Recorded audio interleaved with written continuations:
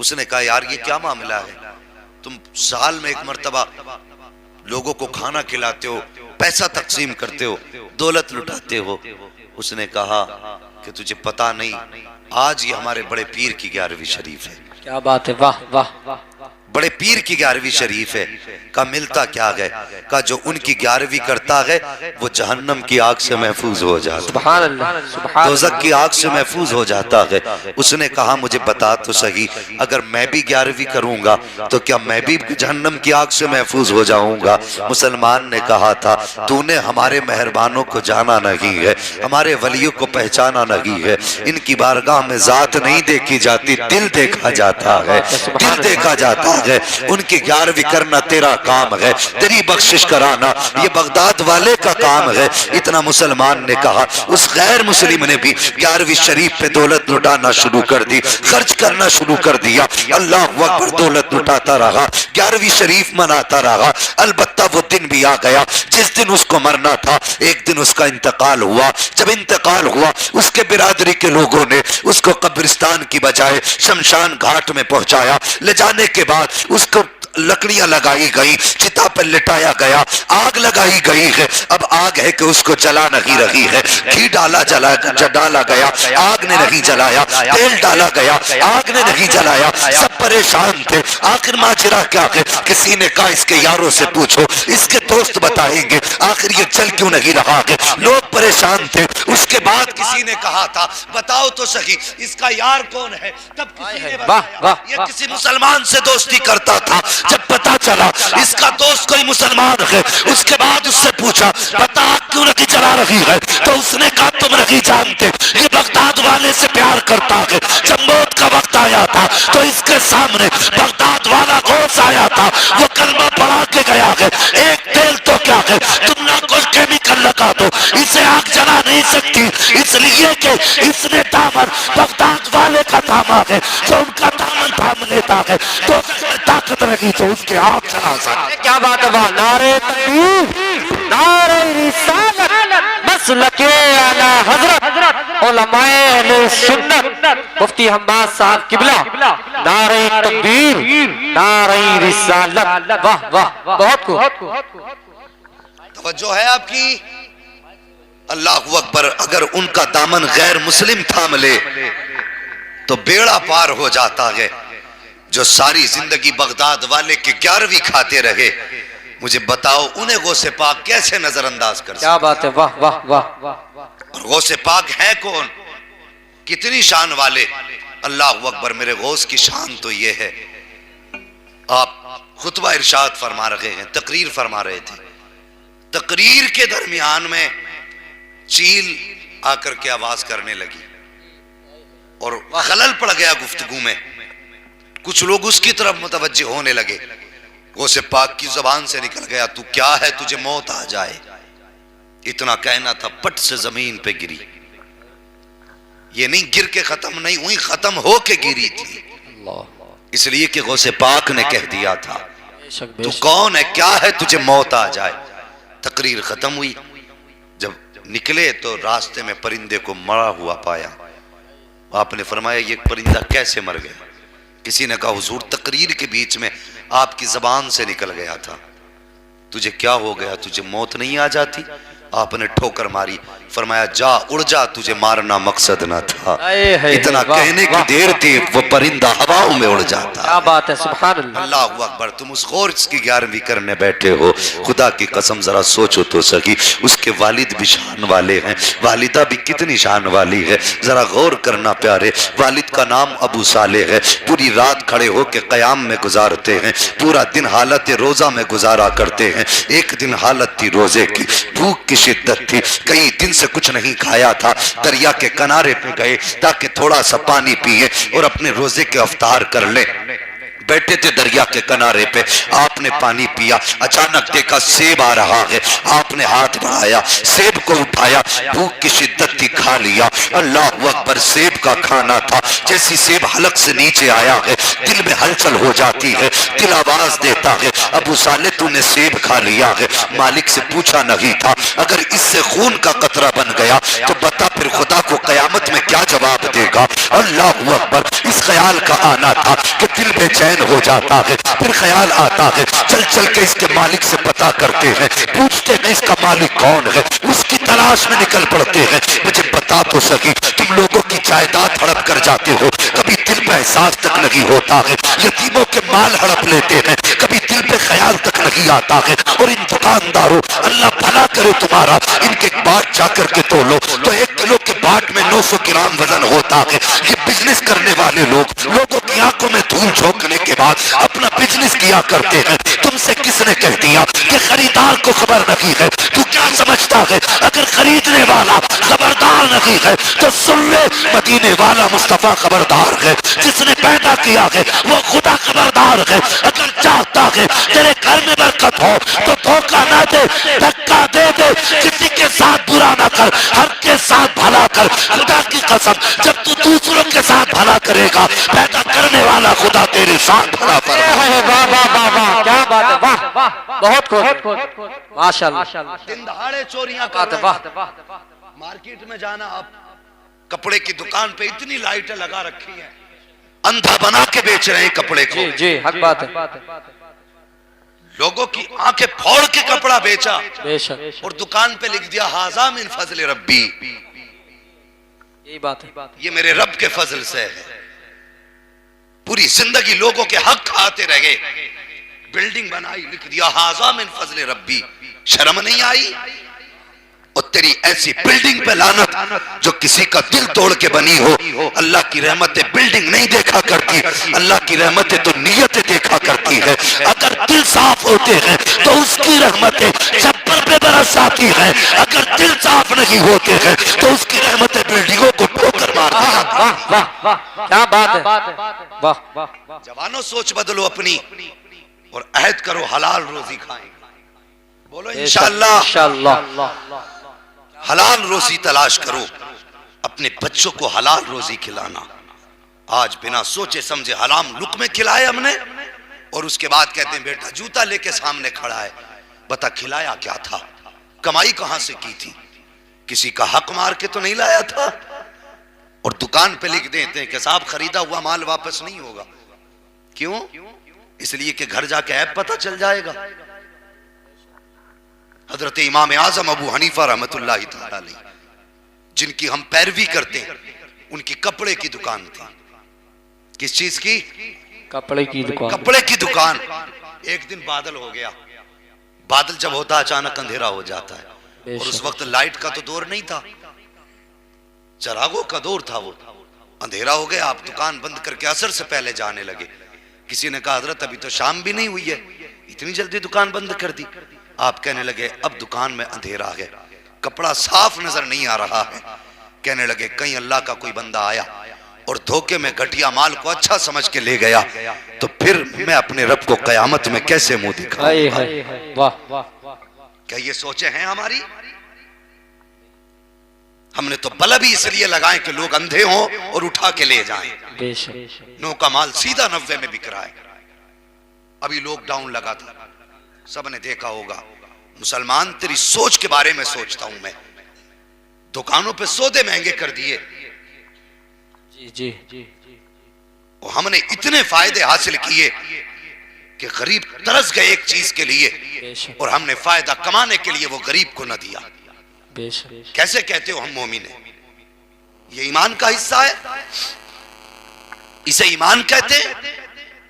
अल्लाह अकबर। आज मार्केट में चले जाओ, अगर किसी मुसलमान ने कपड़े की दुकान रख ली, अच्छी चल रही है, तो दूसरा वाला उसके सामने दुकान रख रहा है। हाँ, अगर कोई फल ठेले का लगा के खड़ा है और उसके आगे उसकी बिक्री हो रही है, तो दूसरा भी ठेला उसके सामने लगाता है। और फिर देखो बेचने के तरीके, चुपके बुला के बेच रहे, इधर से आ जा। और खरीदार भी कम जालिम नहीं है, खरीदार भी बड़े जालिम है। अगर दो खड़े, एक कहता 70 में तो दूसरा कहता 65 में, तो ये भाग के 70 वाले के पास जाता, कितने में कि 70 में, कि वो तो 65 में दे रहा है, तो कहता तू मुझे 64 ही दे जा। फिर यहां से हटता उसके पास जाता, तू कितने में दे रहा है, बोला 65 में, कि वो तो 64 में दे रहा है, कि तू 60 में ही दे जा। ये कम जालिम थोड़े ही हैं, ये मजबूरी का फायदा उठा के खरीदते हैं। नहीं, मुसलमान किसी की मजबूरी का फायदा ना उठा, किसी की दुकान के आगे ये सोच के दुकान ना लगा कि इसका ग्राहक मेरे पास आएगा। रोजी तेरी फिक्र से नहीं मिलती है, रोजी रब की जात से मिला करती है। रज़ाक अल्लाह है, नेक नियति से बाजार के अंदर चला जा, और वो खुदा जो पत्थर के अंदर कीड़े को रोजी दे सकता है, वो जमीन के ऊपर मुस्तफा के उम्मती को भी रोजी दे सकता है। वाह वाह वाह, सुभान अल्लाह सुभान अल्लाह। बहुत हकीकत तो ये है कि हमें रब की जात पे भरोसा ही नहीं रह गया। जी, हाँ, नहीं है भरोसा। अगर भरोसा होता तो ये सितम ना करते। बगदाद की मार्केट में 2 मुसलमानों की दुकान थी, खुश होते हैं अगर आज किसी दुकान पे ग्राहक ज्यादा आ जाएं तो वो बड़ा खुश होता, कहता आज मेरी लग गई, और मस्त मुस्कुराता, कहता आज इसकी दुकान पे एक भी नहीं आया। जी, यही बात। बगदाद की मार्केट में 2 कलमा पढ़ने वालों की दुकान। एक शख्स कपड़ा खरीदने आ गया और एक दुकान में चढ़ के कहने लगा मुझे वो कपड़ा निकाल दे। उसने कहा नहीं, ये कपड़ा मैं तुझे नहीं दे सकता। कहने लगा मैं तेरा पुराना ग्राहक हूं। बोले होगा, मगर आज मैं तुझे ये कपड़ा नहीं दूंगा। कहा क्यों? कहा तुझे अगर ये कपड़ा ही खरीदना है तो सामने वाली दुकान पे चला जा, उससे खरीद। कहने लगा यार मैं तेरा पुराना ग्राहक हूं और अपने ग्राहक के साथ कोई ऐसा तो नहीं करता। उसने कहा बात बाद में करना, जा अगर कपड़ा खरीदना तो उस दुकान पे चला जा। वो गया, उसने कपड़ा खरीदा, उसी रेट में कपड़ा मिला। वापस आके कहने लगा यार बता तो सही, अब तो मैंने कपड़ा भी खरीद लिया, तूने मुझे कपड़ा क्यों नहीं दिया? उसने कहा सुन, मैं सुबह से दुकान खोल के बैठा हूँ, वो भी सुबह से दुकान खोल के बैठा है, मेरा कपड़ा मेरी जरूरत के मुताबिक बिक चुका है, लेकिन मैंने सुबह से देखा है सामने वाली दुकान पर कोई ग्राहक नहीं आया है, वो सुबह से हाथ पे हाथ रख के बैठा है। मेरे दिल में ख्याल ये आया कि शाम को मैं घर जाऊंगा, मेरे बच्चे दौड़ के आएंगे, कोई मेरे दामन से लिपटेगा, कोई मेरे कदमों से लिपटेगा, कोई कहेगा बाबा आ गए हैं, कोई कहेगा मेरे लिए क्या लाए हो, कोई बच्चा कहेगा बाबा पैसे चाहिए। कहता है कि मैं तो अपनी जेब से पैसे निकाल के दे दूंगा, लेकिन सामने जो मुस्तफा का गुलाम बैठा है इसकी दुकान पे कोई ग्राहक नहीं आया है, मैंने इसलिए तुझको भेजा कि अगर शाम को ये खाली हाथ जाता तो ये अपने बच्चों को कौन सा मुंह दिखाता, अगर इसके बच्चे इसके कदमों से लिपट जाते तो ये अपने बच्चों को क्या जवाब देता। कि मैंने तुझे इसलिए दुकान पे भेजा था, बेशक तू मेरा ग्राहक है, अगर मैं कपड़ा बेच देता तो मुझे मुनाफा मिल जाता, लेकिन कपड़ा बेचकर मुझे मुनाफे की जरूरत न थी, बल्कि उसका कपड़ा बिकवा कर मुझे अपने मुस्तफा की रजा की जरूरत थी। तूने कपड़ा उससे खरीदा है, वो ग्राहक राजी होगा जैसे कि वो दुकानदार राजी होगा, साथ ही में मदीने वाला मुस्तफा भी राजी होगा। सुभान अल्लाह। नारे तकबीर, नारे रिसालत, मसलके आला हजरत, उलमाए अहले सुन्नत, मुफ्ती हम्माद साहब किबला, नारे तकबीर, नारे रिसालत। वाह वाह, बहुत खूब। और मैं अक्सर कहता हूँ रोजी अल्लाह देता है। कौन देता है? सारे बोलो कौन? अल्लाह। रोजी अल्लाह देता है। बेशक। तो फिर किसी की तदबीर से रोजी नहीं मिला करती। रोटी तो मिलेगी, जरूर मिलेगी, उसका वादा है। जब हमने पैदा किया है तो रोजी भी हम देंगे। बेशक। तुझे खाली हाथ पैर मारने का काम है, समझ रहे? अब आपकी मर्जी है, रोजी हलाल करके हासिल करें या हराम करके हासिल करें। बेशक। समझ रहे मेरी बात? कोशिश करेंगे इंशाअल्लाह हलाल रोजी तलाश करें। बोलो इंशाअल्लाह। इंशाअल्लाह। जवानों, मैं अक्सर जवानों से बात करता हूँ, इसलिए कि बूढ़ों की तो गुजर गई, और बड़े बूढ़ों को मैंने कहते सुना है कि मोटा दरख्त अगर हो जाए ना तो उसे अगर तुम टेढ़ा करना चाहोगे, अगर टेढ़ा हो सीधा करना चाहोगे, वो टूट तो सकता है, सीधा नहीं हो सकता, सीधा नहीं हो सकता। और जो पौधा नया नया परवान चढ़ रहा हो, अगर कमजोर है तो डंडे का सहारा लगा के सीधा कर लो। जी। अगर और बढ़ गया है तो फिर उसके खबचे बांध के सीधा कर लो। अगर और हो गया है ऊंचा तो रस्सी बांध के सीधा हो सकता है, लेकिन कभी बूढ़ा दरख्त सीधा नहीं हो सकता, नहीं हो सकता। और रब चाहे तो 100 साल के दरख्त को भी सीधा कर सकता है। सुभान अल्लाह। उसके कर्म से, उसके फैसले से कुछ बईद नहीं है। तो जवानों, हमारी जिंदगी की शुरुआत है, कोशिश ये करें हम अपने नबी को राजी करें। हजरत अबू साले जंगी दोस्त रहमतुल्लाह तआला अलैह ने सेब खा लिया और चले उसके मालिक की तलाश में बाग में पहुंचे। पूछा यहाँ कोई है? आवाज आई हाँ। कहा मुझे काम है। कहा कहाँ से आए हो? कहा बहुत दूर से चल के आया हूँ। कहा काम क्या है? कहने लगे काम इतना है कि नदी के किनारे सेब बह रहा था, मैंने बगैर इजाजत के खा लिया, माफी के लिए आया हूं। बेशक बेशक, माफी के लिए आया हूं।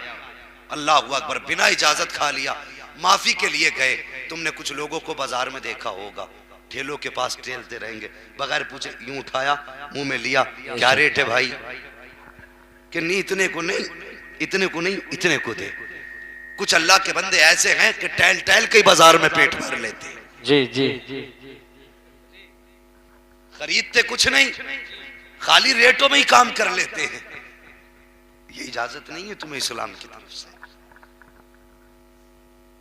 बगैर इजाजत खाने की। बेशक बेशक, बोले इजाजत नहीं है, नहीं है।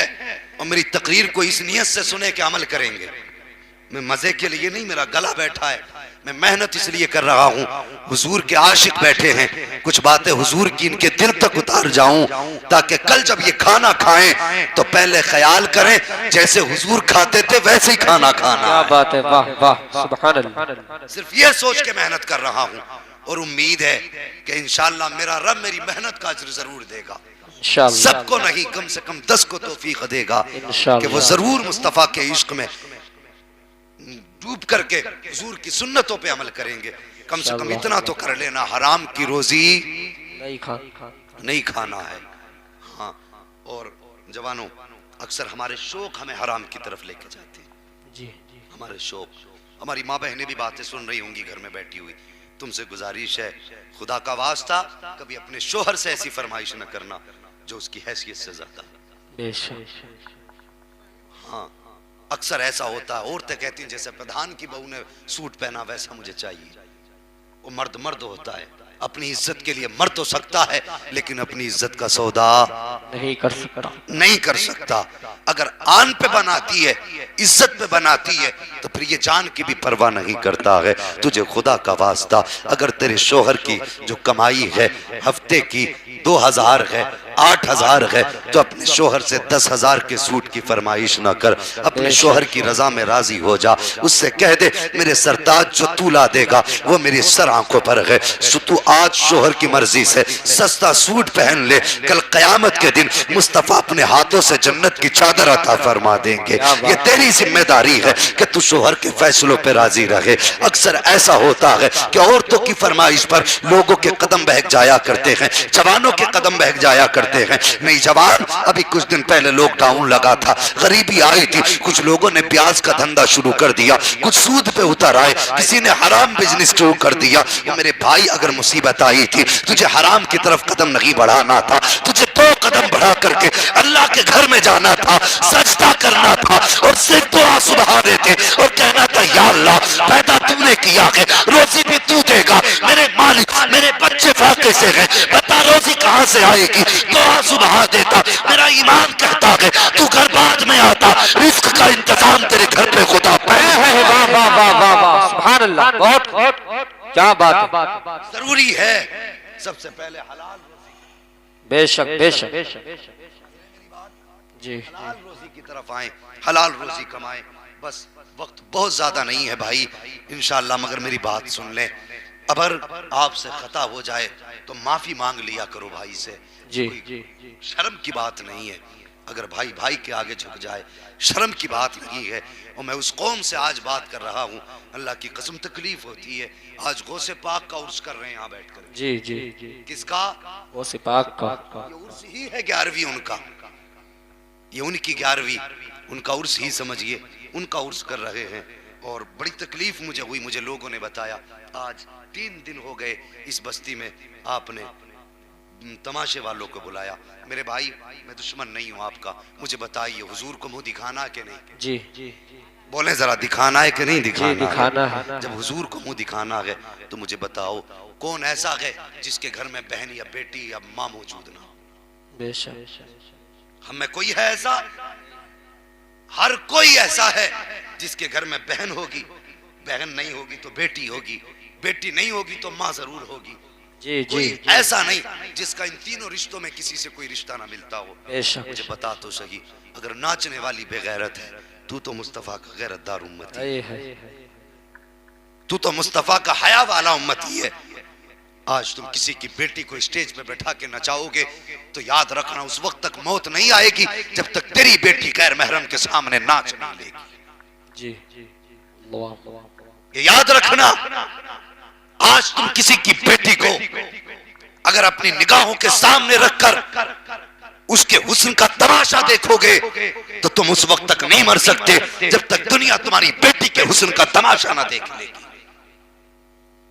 अगर तुम्हारे जिगर में यह ताकत हो कि दुनिया तुम्हारी बेटी का तमाशा देखे और तुम बर्दाश्त कर सको तो शौक से बर्दाश्त करना, फिर तुम्हारी मर्जी है। अगर बर्दाश्त नहीं कर सकते तो तुम्हें खुदा का वास्ता, तुम्हें तो मुस्तफा ने अपना आशिक बनाया था, तुम्हें तो कलमे की तौफीक दी थी, कलमे की दौलत दी थी, हया का जेवर दिया था और तेरी नजर तो इतनी बाहया थी। आज बेटियों का नाच देखने वालों, स्टेज पर बैठा करके इनकी आवाजों की लज्जतें लेने वालों, मुकाबले के नाम पर इस्लाम की धज्जियां उड़ाने वालों, मुझे बताओ तो सही, मर के कब्र में जाओगे तो किसका चेहरा देखोगे? हश्र में आओगे तो हौज़े कौसर किससे मांगोगे? पुल सिरात पे गुजरोगे तो रब्बे सलीम की सदाएं किसके लिए होंगी? याद रखना, अगर मुस्तफा रूठ गए तो कब्र भी मुश्किल होगी, हश्र भी मुश्किल होगा। अगर उन्हें मनाना चाहते हो तो इन तूफानों से तौबा कर लो और मुस्तफा के कदमों को पकड़ो और आज कह दो मैं मुजरिम हुआ का, मुझे साथ ले लो कि रास्ते में कहीं जा बजा था।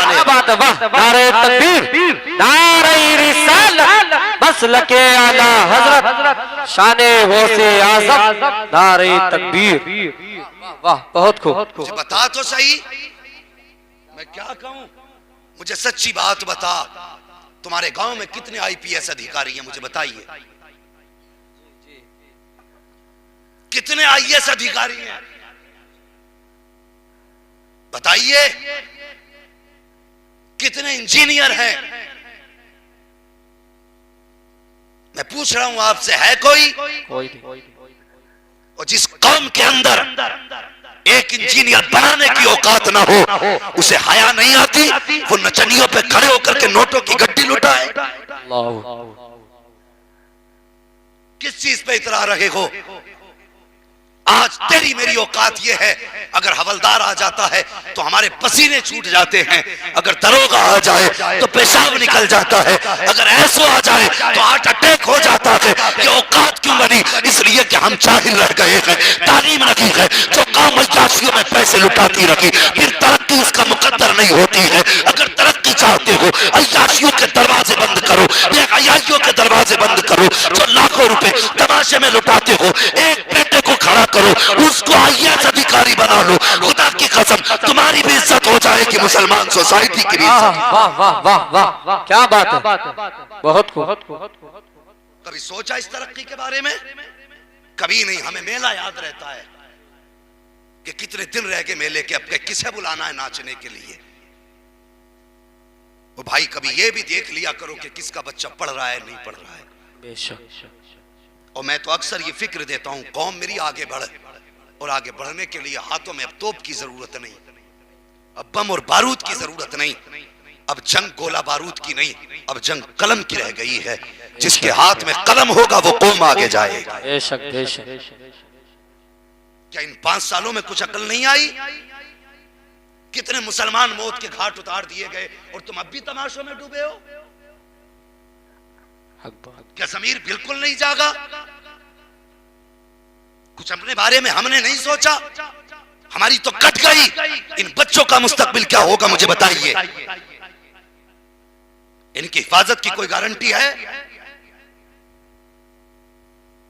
कोई गारंटी हमारे पास नहीं। हम जानबूझ करके अपनी कौम को तबाही में धकेल रहे हैं।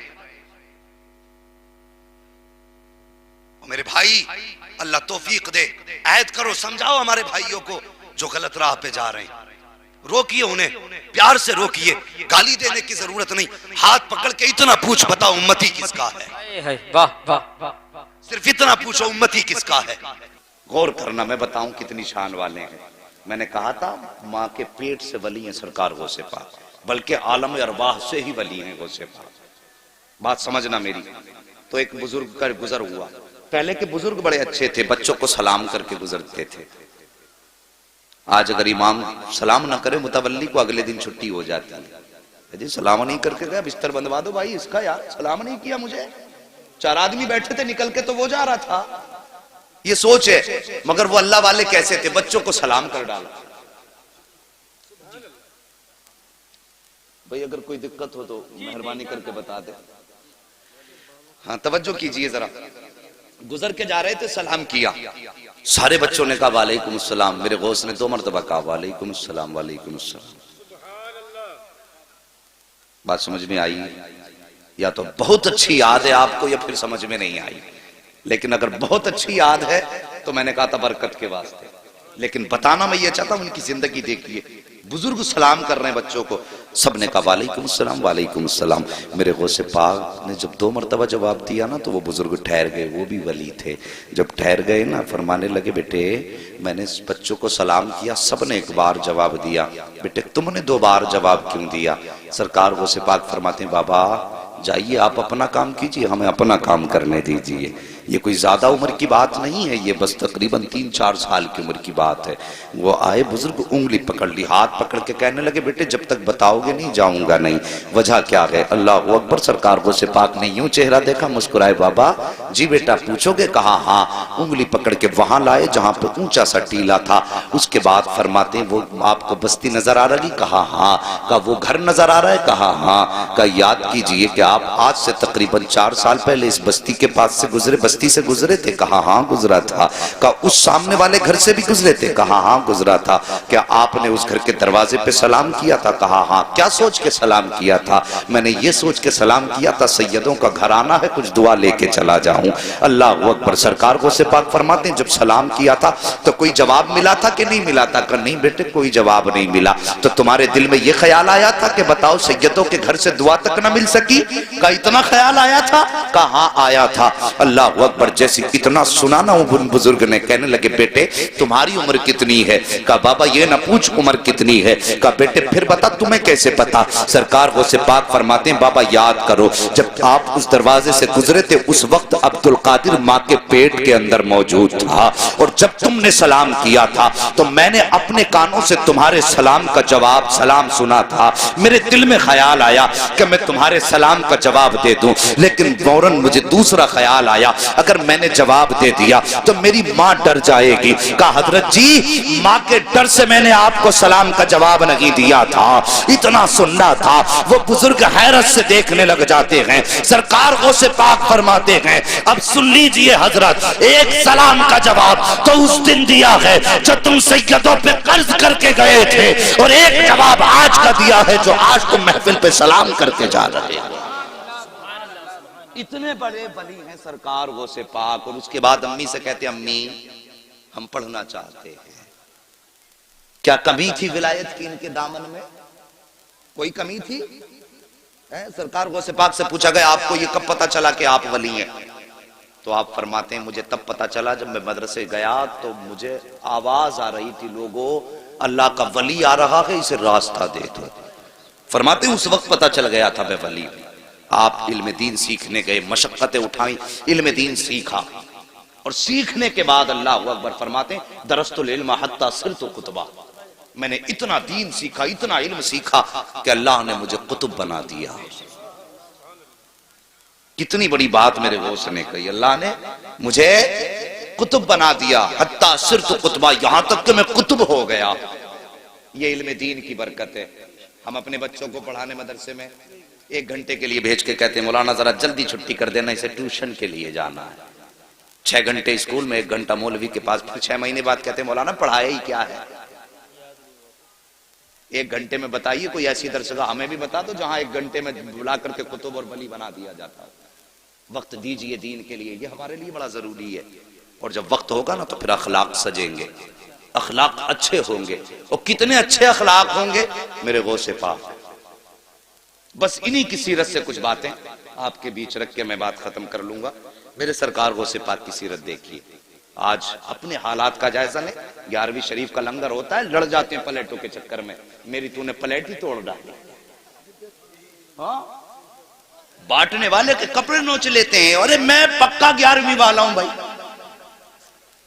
ये हमारी कौम का मिजाज है, हलवा बने तो सबसे आगे, जर्दा बने तो सबसे आगे। हलवे तू खाएगा तो सीरत कौन सीखेगा, जर्दे तू खाएगा तो सीरत कौन सीखेगा। आप मेरे सरकार गौसे पाक का किरदार देखो। अल्लाह अकबर। सरकार गौसे पाक के दौर में गवैया था जिसकी आवाज बड़ी अच्छी थी, इतनी अच्छी आवाज थी कि लोग उसको गाना सुनने के लिए बुलाया करते थे। वो गाने गाया करता था। लेकिन अब सुनो अल्लाह वालों के काम क्या होते हैं, सुनना जरा गौर से इस बात को, शायद कि उतर जाए तेरे दिल में मेरी बात। उन्होंने गौसे पाक के दौर में जब उसने गाना गाना शुरू किया ना, मेरे गौसे पाक फरमाते सुन तेरी बड़ी अच्छी आवाज है, गाने न गाया कर, इससे अल्लाह नाराज होता है, कुछ और नात पढ़ लिया कर। वो कहने लगा यार देखो तो अब्दुल कादिर को मेरी कमाई से जलन होता है, मेरी शोहरत से जलते हैं। अल्लाह अकबर। गौसे पाक को और चौराहे पे खड़ा करके खड़े होकर बुराइयां करने लगा।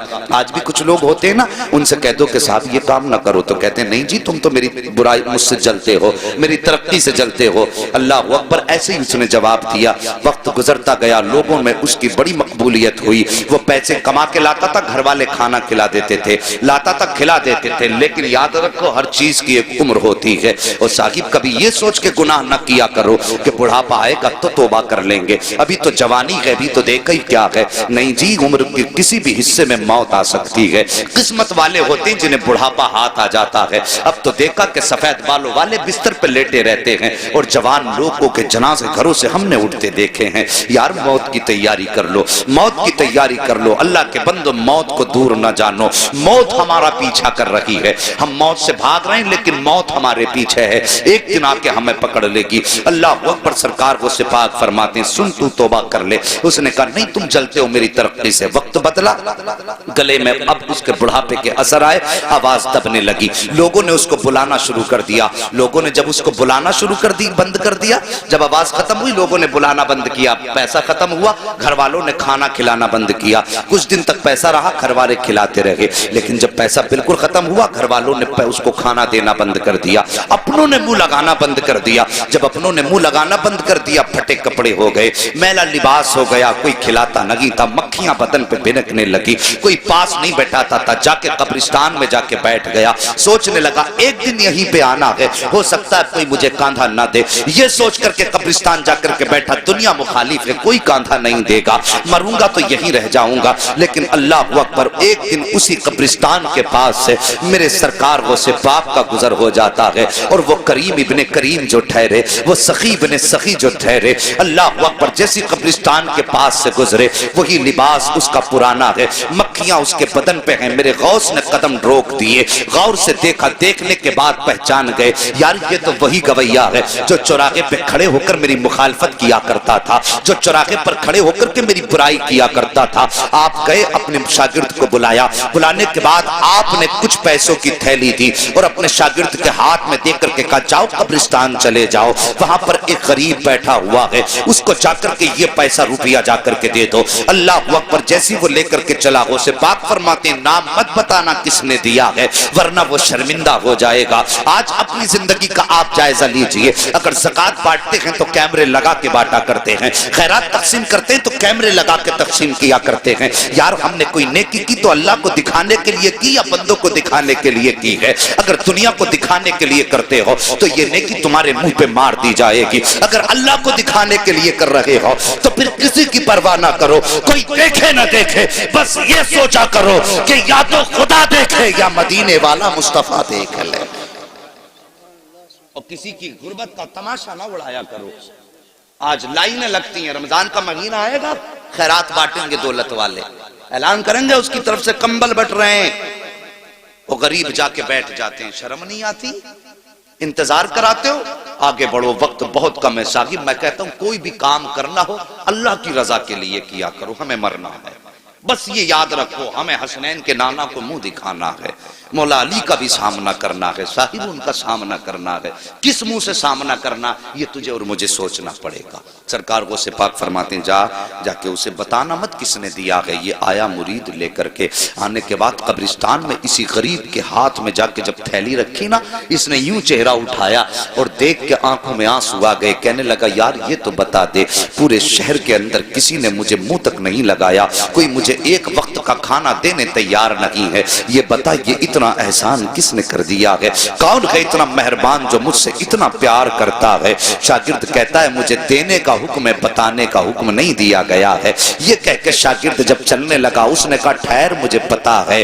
अल्लाह अकबर। जैसी वो वापस आया है, वो मुरीद शागिर्द आ गया, सरकार वो से पाक पढ़ाने में मसरूफ हैं। जब वापस आया तो आकर के वही फकीर भिखारी दरवाजे पे खड़ा हो गया। मेरे गौस अपनी जगह से उठ के खड़े हो गए। हाँ हाँ, ये आईना है आज के पीरों के लिए, जिनके पास गरीबों से मिलने का टाइम नहीं होता है, उन पीरों के लिए जो अमीरों के यहाँ पे सुबह शाम गुजारा करते हैं। गरीब दरवाजे पे आए तो उसे टाइम देख के टाल दिया करते हैं, तुझे जुमेरात में आना, तुझे पीर में आना है। अमीर आ जाए तो आइए इस्तकबाल किया जाता है। यार शर्म करो, तुम कितने भी बड़े पीर हो जाओ, गौसे पाक से बड़े पीर नहीं हो सकते हो। अखलाक देखो मेरे गौसे पाक का। जैसे ये गरीब दरवाजे पर आया है, आकर के मेरे गौस ने देखा खड़ा है, उठ के अपनी जगह से खड़े हो गए और फरमाते, बता अब भी कुछ कमी रह गई है?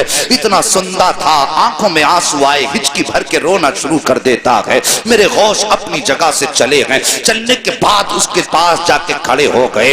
वो कहता है कि सरकार, मैं तो ये सोच रहा था, सारी जिंदगी मैंने आपकी मुखालफत चौराहों पर की है, सारी जिंदगी मैंने चौराहों पे खड़े होकर आपकी बुराई की है। मैं ये समझता था मेरा दुश्मन अगर यहाँ पे कोई सबसे बड़ा है तो वो आप हैं, लेकिन मैं समझ नहीं पाया था आप इतने बड़े सखी हो, इतने बड़े करीम हो कि मैं ये समझ नहीं पा रहा हूँ कि आपने मेरी इतनी बड़ी बड़ी खताएं माफ कर दी हैं। इतना सुनना था। मेरे गौस मुस्कुरा के कहते हैं, बता और भी कुछ चाहिए? उसने कहा, सरकार मुझे याद है एक बार जवानी में मुझसे कहा था कि तौबा कर ले, खुदा राजी हो जाएगा। मैंने आपकी नहीं मानी थी। अब बस इतना बताइए, क्या आज तौबा करूंगा तो क्या मेरे गुनाह माफ हो जाएंगे? मेरे गौस मुस्कुराते हैं और कहते हैं, ला हाथ बढ़ा दे, हाथ में हाथ दे दे। सिर्फ तौबा से गुनाह की माफ नहीं होंगे, बल्कि अल्लाह तुझे महबूब भी बना लेगा।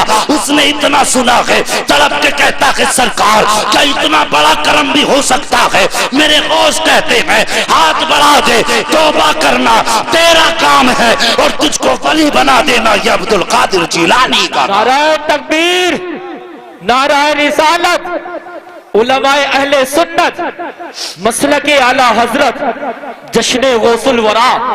नाराए तकबीर, नाराए रिसालत। हाँ हाँ साहेब, उन्होंने तो रात दिन की बुराई करने वालों को माफ कर दिया। अब अपने गिरबान में झांक के जरा देखिए, अगर चौराहे पे बाप बेटे को डांट देना तो बेटा कहता है तुमने मेरी बेइज्जती कर दी, और फिर कई दिन तक बाप से नहीं बोलता है। हमने तो भाइयों भाइयों के बीच ऐसी दीवारें देखी हैं यार, भाई भाई होता है। अल्लाह की कसम, भाई वो नेमत है, जिस दिन ये चला जाएगा ना उस दिन इसकी कदर मालूम होगी। और तुम्हें पता क्या है भाई क्या होता है? अगर भाई की कदर जाननी है तो कोई पूछे मेरे हुसैन से, करबला के मैदान में जब गाजी अब्बास की शहादत हुई थी, मेरे हुसैन ने यूं हाथ रख के कहा था, आज हुसैन की कमर टूट गई है और तुझे भाई की ताकत का अंदाजा नहीं है। आज भाई भाई के खिलाफ खड़ा हुआ है। साहिब कब तक लड़ोगे, कब तक लड़ते रहोगे? हमने तो अपनों को माफ करना नहीं सीखा, उन्होंने तो दुश्मनों को भी सीने से लगाया है। फिर कैसे कहते हो गौस का दामन नहीं छोड़ेंगे? अल्लाह अकबर। हमने यहाँ तक देखा है हजरत जी, यहाँ तक देखा है कि भाई भाइयों के इख्तिलाफ इतने बढ़ जाते हैं कि घर के अंदर फंक्शन होता, एक भाई के घर में फंक्शन है, दूसरा भाई दरवाजा बंद करके बैठा है। भाई के बच्चे पूछ के कहते हैं, अब्बा बताइए क्या चचा हमें मनाने के लिए आएंगे?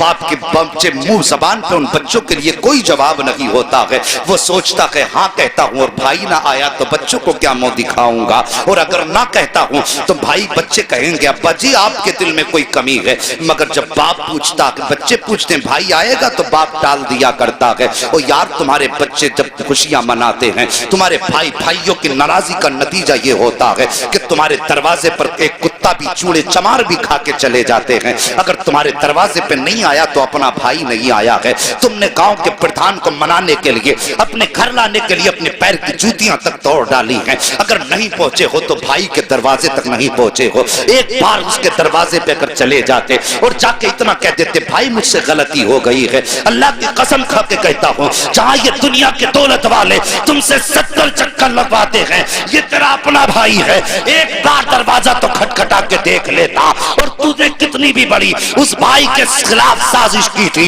एक बार इतना कह देता कि भाई खता हो गई है, फिर उसकी आंखों में देखता माँ की ममता भी नजर आती, बाप की शफकतें भी दिखाई देती, खानदान की मोहब्बतें भी दिखाई देती और खून का उबाल भी दिखाई देता। वो कहता यार छोड़ दे, जब तू दरवाजे पे आ गया है मैंने तुझे माफ कर दिया है, तू मुझे माफ कर दे। जब तुम्हारी ये मुलाकात होती तो मदीने से सदा आती और दोनों भाइयों एक दूसरे को माफ करके तुमने मुझे खुश कर दिया है। जब ये मदीने वाला कहता तो रब फरमा देता, जब तुमने मुस्तफा को खुश कर दिया है मैंने तुमको माफी का परवाना अता फरमा दिया। बगदाद वाले गौसे आजम भी हमारे। आप तारीख का ये बाब पढ़ के तो देखें, दुनिया जानती है। कई बार ये सुना होगा, वाकया सुनाना मकसद नहीं, सिर्फ कुछ बताना चाहता हूं। सरकार गौस पाक के वालिद का नाम क्या है? सलामत रहो भाई, सलामत। हजरत अबू साले जंगी दोस्त रहमतुल्लाहि ताला अलैह वालिद, यही है ना? बोलो हाँ यही नाम है, मुझे भी यही लग रहा है। वालिद कई बार सुना होगा। रोजे से रहते थे, दिन भर रोजा रखना, रात भर नमाज पढ़ना। एक दिन भूख तेज की लगी ना, सुने बहुत गौर से, भूख तेज की लगी तो रोजा भी था, कहने लगे चलो दरिया के किनारे इफ्तार कर लेते। पानी पीने रोजे इफ्तार के लिए गए थे, सेब आ रहा था, उठा के खा लिया। क्या किया? अच्छा बताओ, किसी के पेड़ से तोड़ा था? बोले जरा, किसी से छीना था? दरिया में बहता हुआ आ रहा था, उठा के खा लिया। जैसे ही हलक के नीचे उतरा फौरन दिल ने सवाल किया। दिल ने कहा अबू साले, अगर रब ने कयामत में पूछ लिया कि जो सेब खाया था मालिक से भी पूछा था कि नहीं, जवाब क्या देना है? कांप गए, घबरा गए, रुक के जरा बताओ, दरिया का बहता हुआ सेब उठा के खा ले। बस चंद बातें गौर से। बाग में पहुंच गए, एक ना बाग की सफाई कर रहा था, उससे आपने कहा तू बाग का मालिक है? उसने कहा नहीं। कहा काम क्या है? कहा मुझे बाग के मालिक से मिलना है। कहा क्यों? बाग के मालिक किसी से मिलते नहीं है, वो गोशा नशी रहते हैं। उसने कहा मेरा जरूरी काम है। आने वाले ने कहा, यानी सरकार गौस पाक के वालिद ने, काम बताइए क्या है? तो आप फरमाने लगे मैंने बिना इजाजत के सेब उठा के खा लिया। बिना इजाजत के सेब दरिया से उठा के खा लिया, बस उसी के बारे में माफी के लिए आया हूं, उसी के लिए माफी के लिए आया हूं। आज बंदा थप्पड़ मार के कहता तुझसे जो हो कर लेना, थप्पड़ मार के जो हो कर लेना, देख लूंगा मैं तुझे। नहीं, डरे अल्लाह के अजाब से। आप कहने लगे मुझे माफी चाहिए। खादिम गया, आप ना एक झोंपड़ी में इबादत में मसरूफ थे, जाके पूछा हुजूर इजाजत दें तो एक परदेसी है, नौजवान है, आपसे मिलना चाहता है। अब्दुल्ला सुमई सरकार गौसे पाक के नाना कहते बात क्या है? का बात यह है कि उसने कहा है कि वो कोई सेब उठा के उसने खा लिया था, उसकी माफी के लिए आया है। जब इतनी बात सुनी ना तो समझ गए आज एक वली आ गया है, और ऐसे खुश हो गए जैसे किसी का बरसों से इंतजार कर रहे थे। कहने लगे अच्छा भेजो। जब हजरत अबू साले तशरीफ लाए, आपने सर से लेके पैर तक देखा, फरमाने लगे शहजादे कैसे आए? कहने लगे हुजूर बस माफी के लिए आया था। कैसी माफी? का रोजे से था, किनारे बैठ के इफ्तार के लिए पानी पिया, भूख लगी, सेब आ रहा था, उठा के खा लिया। बस एक डर मुझे सोने नहीं देगा। कहा कौन सा डर? कहा कहीं अगर कयामत में आपने गिरबान पकड़ लिया तो मैं रब की बारगाह में जवाब क्या दे पाऊंगा? कहा उसी की माफी के लिए आया हूं। जैसे इतना कहा है, अल्लाह अकबर, अब्दुल्ला सुमई समझ जाते हैं वो आया है जिसका इंतजार था हमें। कहते हैं बेटे ऐसे माफी नहीं मिलेगी, माफी की शर्त यह है तुम्हें इतने साल तक मेरे बाग की देखभाल करना पड़ेगी।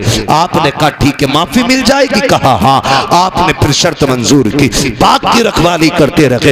एक मुद्दत मुकर्ररा तक आपने बाग की रखवाली की है। जब मुद्दत पूरी हो जाती है फिर उठ के जाते हैं, बाबा आप तो माफी दे दीजिए। कहा भी मुद्दत पूरी हो गई है। आप कहते हैं मुद्दत पूरी हो गई? कहा हाँ। माफी चाहिए? कहा हाँ। कहा इतने दिन और आपको काम करना पड़ेगा। फिर आपने शर्त मानी है। जब भी मुद्दत पूरी हो जाती है फिर जाते हैं, कहा बाबा आप तो माफी दे दो। कहा बस एक शर्त रह गई है, अगर ये मान लोगे तो मैं तुम्हें माफी दे दूंगा। कहा कौन सी शर्त है? कि तुम्हें मेरी बेटी से निकाह करना पड़ेगा, निकाह करना पड़ेगा। इतना सुना आंख में आंसू आ गए। बाबा जी ये फैसले हमारे घर के बड़े किया करते हैं, हमारा तो काम नहीं है। कहा अगर नहीं कर सकते तो जाओ, फिर आज के बाद तुम्हें सेब की माफी नहीं मिलने वाली। आप कहते हैं मंजूर है, सेब की माफी के लिए हम ये भी करेंगे। कहा पहले सुन तो लो बेटी कैसी है। कहा बताइए। कहा आंखों से अंधी है मेरी बेटी, हाथों से लूली है मेरी बेटी, पैरों से लंगड़ी है, कानों से बहरी है, जबान से गूंगी है। इतने नाम सुनते जा रहे हैं, सोच रहे हैं एक हसीन से निकाह करने के लिए खानदान की रजा लेनी पड़ती है। यहाँ इतने ऐब एक बच्ची में मौजूद है। कहते फिर जब चुप हुए, कहा कहो क्या इरादा है, सेब की माफी चाहिए कि नहीं? कहते मंजूर है, हर शर्त मंजूर है। फिर अब्दुल्ला सुमई ने जब निकाह कराया है, कहा कहाँ है मेरी बीवी? कहा वो जो सामने घर है उसी के अंदर तुम्हारी बीवी है। आप जब दरवाजे पे गए, दस्तक दी, अंदर से बहुत खूबसूरत लहजे में आवाज आई, ठहरे भी दरवाजा खोलती हो। आप ठहर जाते हैं, कहा ये कौन है बोलने वाला? मेरी बीवी तो बोलना नहीं जानती है। जैसी दरवाजा खोला है, चांद से ज्यादा रोशन चेहरा निगाहों के सामने है, परी पैकर वजूद निगाहों के सामने।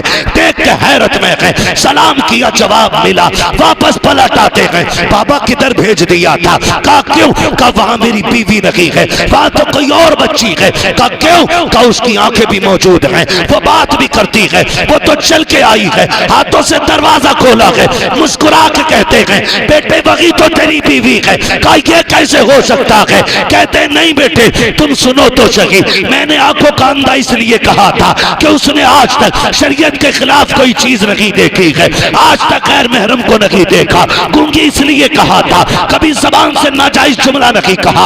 आपको मैंने हाथों के पाकिज इसलिए कहा कि नाजायज काम नहीं किया है, पैरों से लूला लंगड़ा इसलिए कहा कि गलत तरफ चली नहीं है। ये बातें जब सुनी है, कहते बाबा बता तो सही ये क्यों किया गया? कहते बेटे आज तू आया नहीं है, परसों से तेरा इंतजार था। मैंने कहा था मालिक बेटी शान वाली दी है, बेटा कहाँ मिलेगा? कहा बाग मेरे हम लेके आएंगे, उसको पहले आजमा लेना, फिर इंतजार के साथ तू उसका निकाह कर देना। कहते ये जो मैंने काम कराया है तुझसे मजदूरी नहीं ली है, कीमत नहीं ली है, आजमा रहा था देखूं ये मेरी बेटी के लिए सही है कि नहीं। कहा तेरे तकवे ने बता दिया मेरी बेटी के लिए इस वक्त जमीन पे तुझसे ज्यादा बेहतर कोई हो ही नहीं सकता।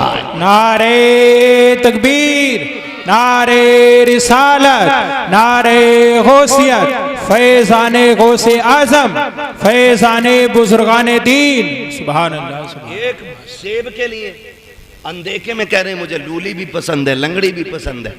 आज तो सगा बेटा अब्बा से कह देता, अब्बा कहता मैंने फला जगह रिश्ता कर दिया, बेटा कहता मुंह बंद रखो, लड़की मैं खुद देखूंगा। हाँ मैं खुद देखूंगा। अब्बा के मुंह का तूक सूख जाता है ये सुन करके। तू देखेगा भाई? हाँ तुम क्या जान, तुम हो ओल्ड मॉडल, हम हैं न्यू मॉडल, तुम पुराने दौर की सोच रखने वाले। अब तुम्हें क्या पता औरत आज के दौर में कैसी होनी चाहिए। मैं नौजवानों तुम्हें मशवरा देके जा रहा हूं, मुफ्त में बेहतर मशवरा। बताऊं जब भी निकाह करना माँ बाप की मर्जी से निकाह करना। बेशक हाँ, बुरा ना मानना। 3 घंटे नाली पे बैठ के बात करके कह रहा नहीं मुझे पता लड़की कैसी होनी चाहिए। तमाम मच्छर खा के खुजाते खुजाते पागल कुत्ते की तरह खुजा रहा है। अब्बा से कह रहा मुझे पता है कैसी होनी चाहिए, तुम्हें नहीं पता। अरे इसने 40 साल एक औरत के साथ गुजारे, ये जानता क्या अच्छाई होती है उसमें, क्या बुराई होनी चाहिए। और तू 3 घंटे फोन पे चिपक के कह रहा मुझे पता है। सुन भाई, अगर तुझे 3 घंटे में पता तो हमें तेरा भी अंजाम पता है। 6 महीने नहीं गुजरेंगे, या तो तलाक का तोहफा उसके सर पे होगा या मर्डर करके तो फ्रिज में रख चुका होगा। इसलिए आपसे गुजारिश है, रिश्ता करें तो बुजुर्गों की मर्जी के साथ करें। इसलिए कि अगर 1% कमी रिश्ते में होती भी है ना, तो उस कमी को माँ बाप की दुआएं पूरा कर दिया करती हैं। उस कमी को माँ बाप की दुआएं पूरी कर दिया करती हैं। कभी अपनी मर्जी नहीं लगानी है कि भाई मैं अपनी मर्जी से निकाह करूंगा। मेहनत से बाप पालता है। आज हम पूछते हैं ना क्या किया अब्बा ने, औलाद आगे आई तो पता चला बाप का किरदार क्या था। आज जब बेटे ने उंगली थाम के कहा ना अब्बा मेले में जाना है, तो पता चला कि बाप ने हमें कैसे पाला था। माफ कीजिएगा, बाप गरीबी की दौर में कंधे पे बैठा के मेले लेके जाता था। आज बाइक होते हुए हम अपने बाप का बोझ हॉस्पिटल तक नहीं ढो सकते। काय की इंसानियत हमारे अंदर। अपना सगा बाप गर्मी के मौसम में तेरे मेरे पेड़ के नीचे टाइम काटता है, और हम बीवियों के साथ ऐसी फ्रिज कूलर में, और कह रहा मौलवी तावीज दे दे बरकत हो जाए। देख तेरी बरकत रोडों पे फिर रही है, तेरी बरकत पेड़ों के नीचे है। देख तेरी बरकत किसी के स्लिप पे बैठी होगी, जाके देख तो पहरी में तेरी बेटी किसी की बैठक में पड़ी होगी, जाके देख तो सही तेरी बरकत किसी के आंगन में पड़ी होगी। बरकत मुझसे ना मांग, इनसे ना मांग। अगर बरकत चाहिए सोच, जिस बाप ने पूरी जिंदगी धूप में पसीना बहा करके तुझे मुझे जवानियां दी है, उसका हाथ पकड़ के उसे फ्रिज में, कूलर में, वॉशिंग मशीन के सारे ऐश दे दे। खुदा की कसम तू उसके ऐश का इंतजाम कर, खुदा तेरी कब्र में तेरे ऐश के इंतजामात फरमा दे। बेशक बेशक है ना, जितना बड़ा बेटा हो गया इतने लहजे बिगाड़ के बात कर रहे। अब्बा के कह रहे अल्लाह 4 मेहमान आ रहे हैं, तो कह रहा शट अप, क्योंकि इस गधे को 4 इंग्लिश के बोल आ गए ना। अपने अब्बा से कह रहा शट अप। क्यों? कह रहा बेवकूफ हो तुम, तुम्हें पता है मेहमान कैसे बैठाए जाते? कहता आउट, आप बाहर जाइए, मैं देख लूंगा अपने मेहमानों को। वो जानवर अभी तो इतना भी बड़ा इंसान न बन सका कि अपने बाप को बाप कह लेता। खाली कोट पहनाने से गधा मास्टर नहीं हो जाता। बेशक अगर उसके कानों पे 8 पैन लगा दो वो डॉक्टर नहीं बनेगा। खुदा की कसम, इंसानियत अगर इंसान के अंदर है ना, तो वह 1000 शैतान डॉक्टरों पे भारी होता है। इंसानियत असल होती, और वो तरक्की पे लानत जो हमें अपनों का बेअदब बना दे। ये भी याद रखिए, जो हमें अपनों से दूर कर दे। लानत ऐसी तरक्की पे, लानत ऐसी कामयाबी पे जो हमें बाप का गुस्ताख बना। अल्लाह से कसरत नहीं, अल्लाह से बरकत मांगनी है। क्या मांगेंगे? बरकत मांगिए। कसरत तो ये है 15 लाख कमाते महीने में और खर्च 16 लाख होते। बताओ बंदा गरीब है क्या अमीर? गरीब। 15 कमा रहा है, 16 लाख खर्च कर रहा है। अमीर है क्या गरीब? जोर से, क्योंकि हर महीने 1 लाख का कर्जमंद हो रहा है। और बंदा कमाता है 5000 और 4000 खर्च कर लेता, 1000 बच जाता। बताओ बंदा अमीर है क्या गरीब? बोले अमीर। ये बरकत और कसरत का फर्क है। 15 लाख में भी गुजारा ना हो इसे कसरत कहते हैं, और 500 रुपए में दिन कट जाए इसे बरकत कहते हैं। अपने रब से कसरत नहीं, बरकत मांगो, बरकत मांगो। शोहरत नहीं, इज्जत मांगो, इज्जत मांगो। और इज्जतें उन्हें मिलती हैं जो इज्जत वाले लोग होते हैं। करेंगे इंशाअल्लाह माँ बाप का एहतराम। संडे को छुट्टी होती है स्कूलों की। मेरा टाइम खत्म हो गया, अभी ओवर चल रहा है। होती है कि नहीं? संडे को छुट्टी होती है, ऑफिस की, कॉलेजेस की, इन सब की छुट्टी होती है, तो कोई वाइफ के साथ, दोस्तों के साथ छुट्टी मनाने जाता है। अल्लाह तौफीक दे, घर में बूढ़ा बाप हो, खाने पीने की गुंजाइश हो, एक दिन गाड़ी में बैठा, लेके निकल मार्केट, उससे पूछ जैसे वो बचपन में पूछा करता था क्या खाएंगे। कभी बाप से कहना अब्बा क्या खाएंगे, दिखा कभी उनको, अब्बा तुम्हारे दौर में ये कोल्ड ड्रिंक नहीं होती थी, अब्बा तुम्हारे दौर में ये आइसक्रीम नहीं होती थी, अब्बा इस दौर में देखो, अब्बा बताओ ना क्या खाओगे। खुदा की कसम तेरे खिलाने से खून नहीं, तेरा इतना कहने से ही बाप का खून बढ़ जाएगा, इतना कह देने से बाप का खून बढ़ जाएगा। खाली कहो अब्बा खाना क्या है। रोज कहते हो ना बेटे बता क्या पकेगा, रोज पूछते हैं हम, बीवी कहती है ना क्या बनना है, पूछ ले बच्चों से। बच्चे कहते हैं चिकन खाना, मटन खाना, ये फ्राई वो फ्राई। हम ये कहते हैं, कभी माँ बाप को बैठा के कहे अब्बा आज तुम बताओ क्या बनेगा, आज जो तुम कहोगे वो पकाया जाएगा। कभी उनकी मर्जी से भी खिलाओ, कभी उनकी मर्जी से बनाओ। और बीवी से कहते सुन, बहुत सुनी है, हर जगह अपनी चलाई हमने, लेकिन आज के बाद हमारे माँ बाप की चलनी है, इनकी मर्जी से पकेगा, जो ये कहेंगे वो खिलाया जाएगा। खुदा की कसम मैं समझता हूं 50% दवाएं बंद हो जाएंगी अगर औलाद बाप के साथ ये रवैया इख्तियार कर ले। एक टूटा हुआ इंसान, एक बिछड़ा हुआ इंसान, एक जंगल में खोया हुआ इंसान किसकी तलाश करता है? एक सच्चे हम सफर की, एक हमदर्द की, एक ऐसे शख्स की जो उसका दुख सुन सके। बाप उसी खोए हुए इंसान की तरह है बुढ़ापे में, उसी टूटे हुए शख्स की तरह है बाप जिसे दुनिया ने छोड़ दिया। वो चारपाई पे पड़ा है, उसे आज तेरे सेब की जरूरत नहीं, तुम्हारे जूस की जरूरत नहीं, आज उसे तुम्हारे दो मीठे बोलों की जरूरत है। बेशक लोग पूछते हैं क्या करें अब्बा की खिदमत, मैं सीधी बात कह देता हूं, अब्बा की खिदमत ही अगर करनी है ना, बूढ़ा बैठा हो ना और टेक लगा के बैठा हो, आप पीछे खड़ा हो, कंधे दबा के कहे अब्बा इन्हीं कंधों पे लेके जाते थे ना, वो मुस्कुरा के तुझे देखेगा। खुदा की कसम दुआएं होने लग जाएंगी। तू कभी कंधे दबा उसके, कभी तलवों में बैठ, कभी उसके गले में हाथ डाल, यारों के साथ तो खड़े हो जाते हो, बगल में बगल डाल के खड़े हो जाते हो, यूं भी लिपटा लेते हो, यूं भी पकड़ लेते हो, कभी बाप के कंधे पे हाथ रख के कहे अब्बा बताओ ना जिंदगी का कोई मंजर तुम्हें याद है कि नहीं, बताओ तुमने जवानी में कौन सा बड़ा कारनामा किया था। खुदा की कसम देखना जो ऐसे सिमट के बैठा होता है, जब बच्चे कहते हैं अब्बा बताओ जवानी का, फिर वो यूं होके बैठ के कहता है सुन जब मेरी उम्र 25 साल थी मैंने ये कारनामा अंजाम दिया था, जब मैं 30 साल का हुआ मैंने ये कारनामा अंजाम दिया। और जब बात तारीफ की आए बाबा कह के उसका हौसला बढ़ाता जा और ये कहता जा अब्बा ये तेरा जिक्र था जो तूने किया है, ये तेरा हौसला था जो तूने किया है, अब्बा हमसे तेरी तरह नहीं होगा, इतना कह के तो दे। खुदा की कसम अगर बुढ़ापे में जवानी नजर ना आ जाए तो आगे बात कर। नारे तकबीर, नारे रिसालत, अजमते वालिदैन, अल्लामा मुफ्ती हम्माद रजा साहिब किबला।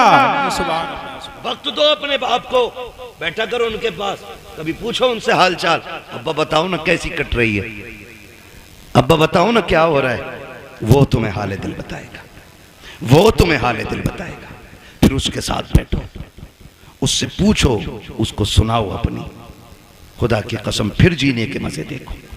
बेटे बैठे मेरे सामने, कोई ऐसा नहीं है जो हम में बिना बाप के आया है ना, सारे बाप वाले लोग हैं ना अल्हम्दुलिल्लाह, है कि नहीं भाई?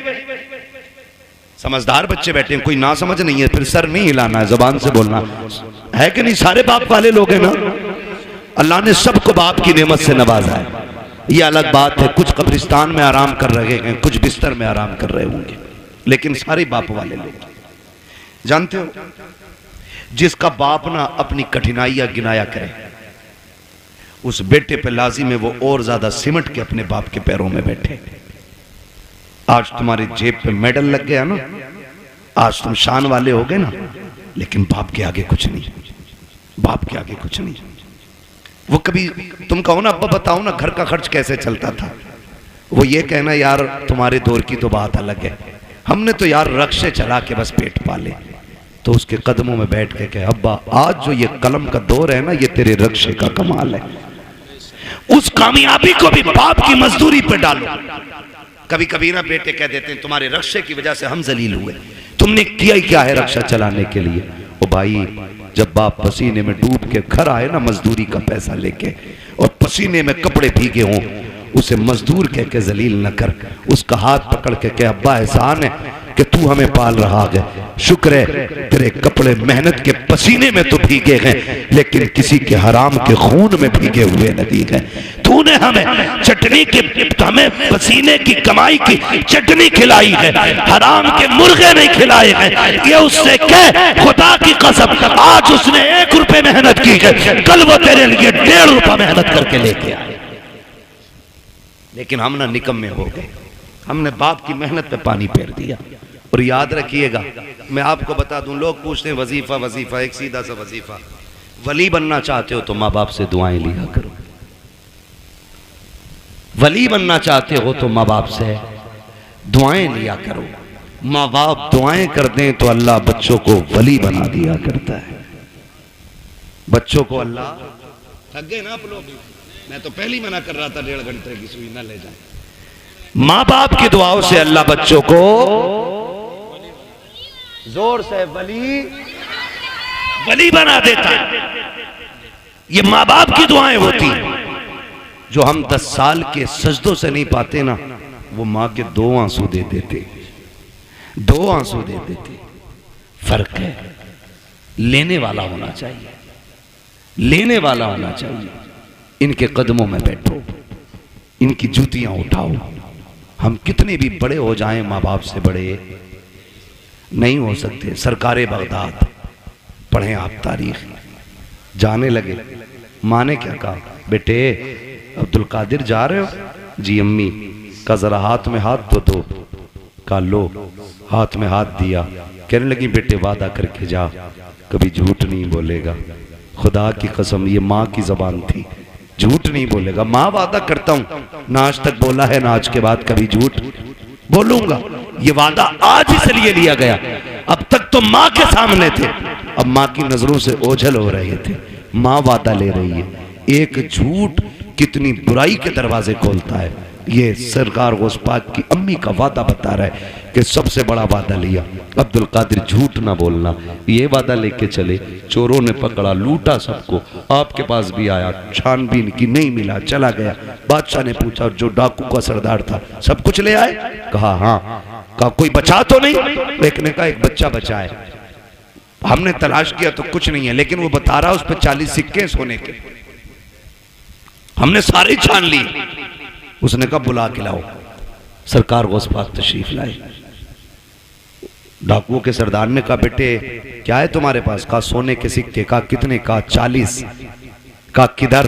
कहा मेरी माँ ने मेरी सदरी में सिल दिए थे, सदरी का बंद तोड़ा गया, सिक्के खन खन गिरे। डाकुओं का सरदार क्या कहता है? बेटे झूठ बोल के बचा सकते थे। मेरे गौस पाक क्या कहते? मैं घर से चला था तो मेरी माँ ने वादा लिया था कि झूठ नहीं बोलना है। अगर मैं झूठ बोल देता पैसे बच जाते, लेकिन माँ से किया हुआ वादा तो टूट जाता ना। गौस पाक फरमाते हैं कि ऐसे 40,000 सिक्के कुर्बान, लेकिन माँ से किया हुआ वादा नहीं तोड़ा जाएगा। अल्लाह। माँ से किया हुआ वादा नहीं तोड़ा जाएगा।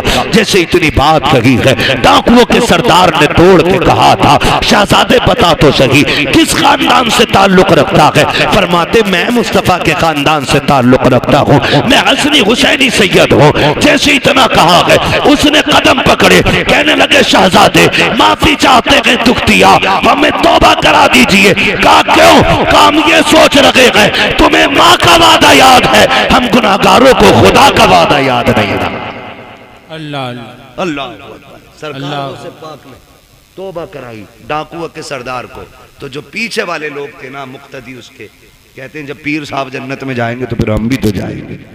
उस्ताद के साथ वो भी तौबा करके गौस पाक के हाथ पे फिर ताइब हो गए। फरमाया गया जितने लोगों को बगदाद वाले ने तौबा कराई थी, अल्लाह ने सबको वली बना दिया था। सुभान अल्लाह। सबको वली बना दिया था। ये शान सरकार गौसे पाक की है। तो मेरे भाई, माँ माँ होती है, चाहे वो गौसे पाक की माँ क्यों ना हो। माँ तो माँ है, चाहे मेरे नबी की माँ क्यों ना हो। क्या आका ने नहीं कहा काश मेरी माँ होती, मैं मस्जिद नबी के मुसल्ले पे होता, वो हुजरे के अंदर होती, कहते मैं नमाज पढ़ाता होता, सूरे फातिहा की तिलावत करता होता, धीरे से पर्दा सरकता, अंदर से मेरी माँ की आवाज आती, बेटा मोहम्मद मेरी बात सुन जा। आका फरमाते हैं सहाबा नमाज तोड़ देता, मुसल्ला छोड़ देता, दौड़ के माँ के पास चला जाता। सहाबा ने कहा था आका बंदगी छोड़ के बंदी के पास? कहते हाँ। सहाबा कहते हैं आका क्यों? कहते हैं इसलिए कि जब माँ राजी होती है तभी खुदा राजी होता है। बेशक।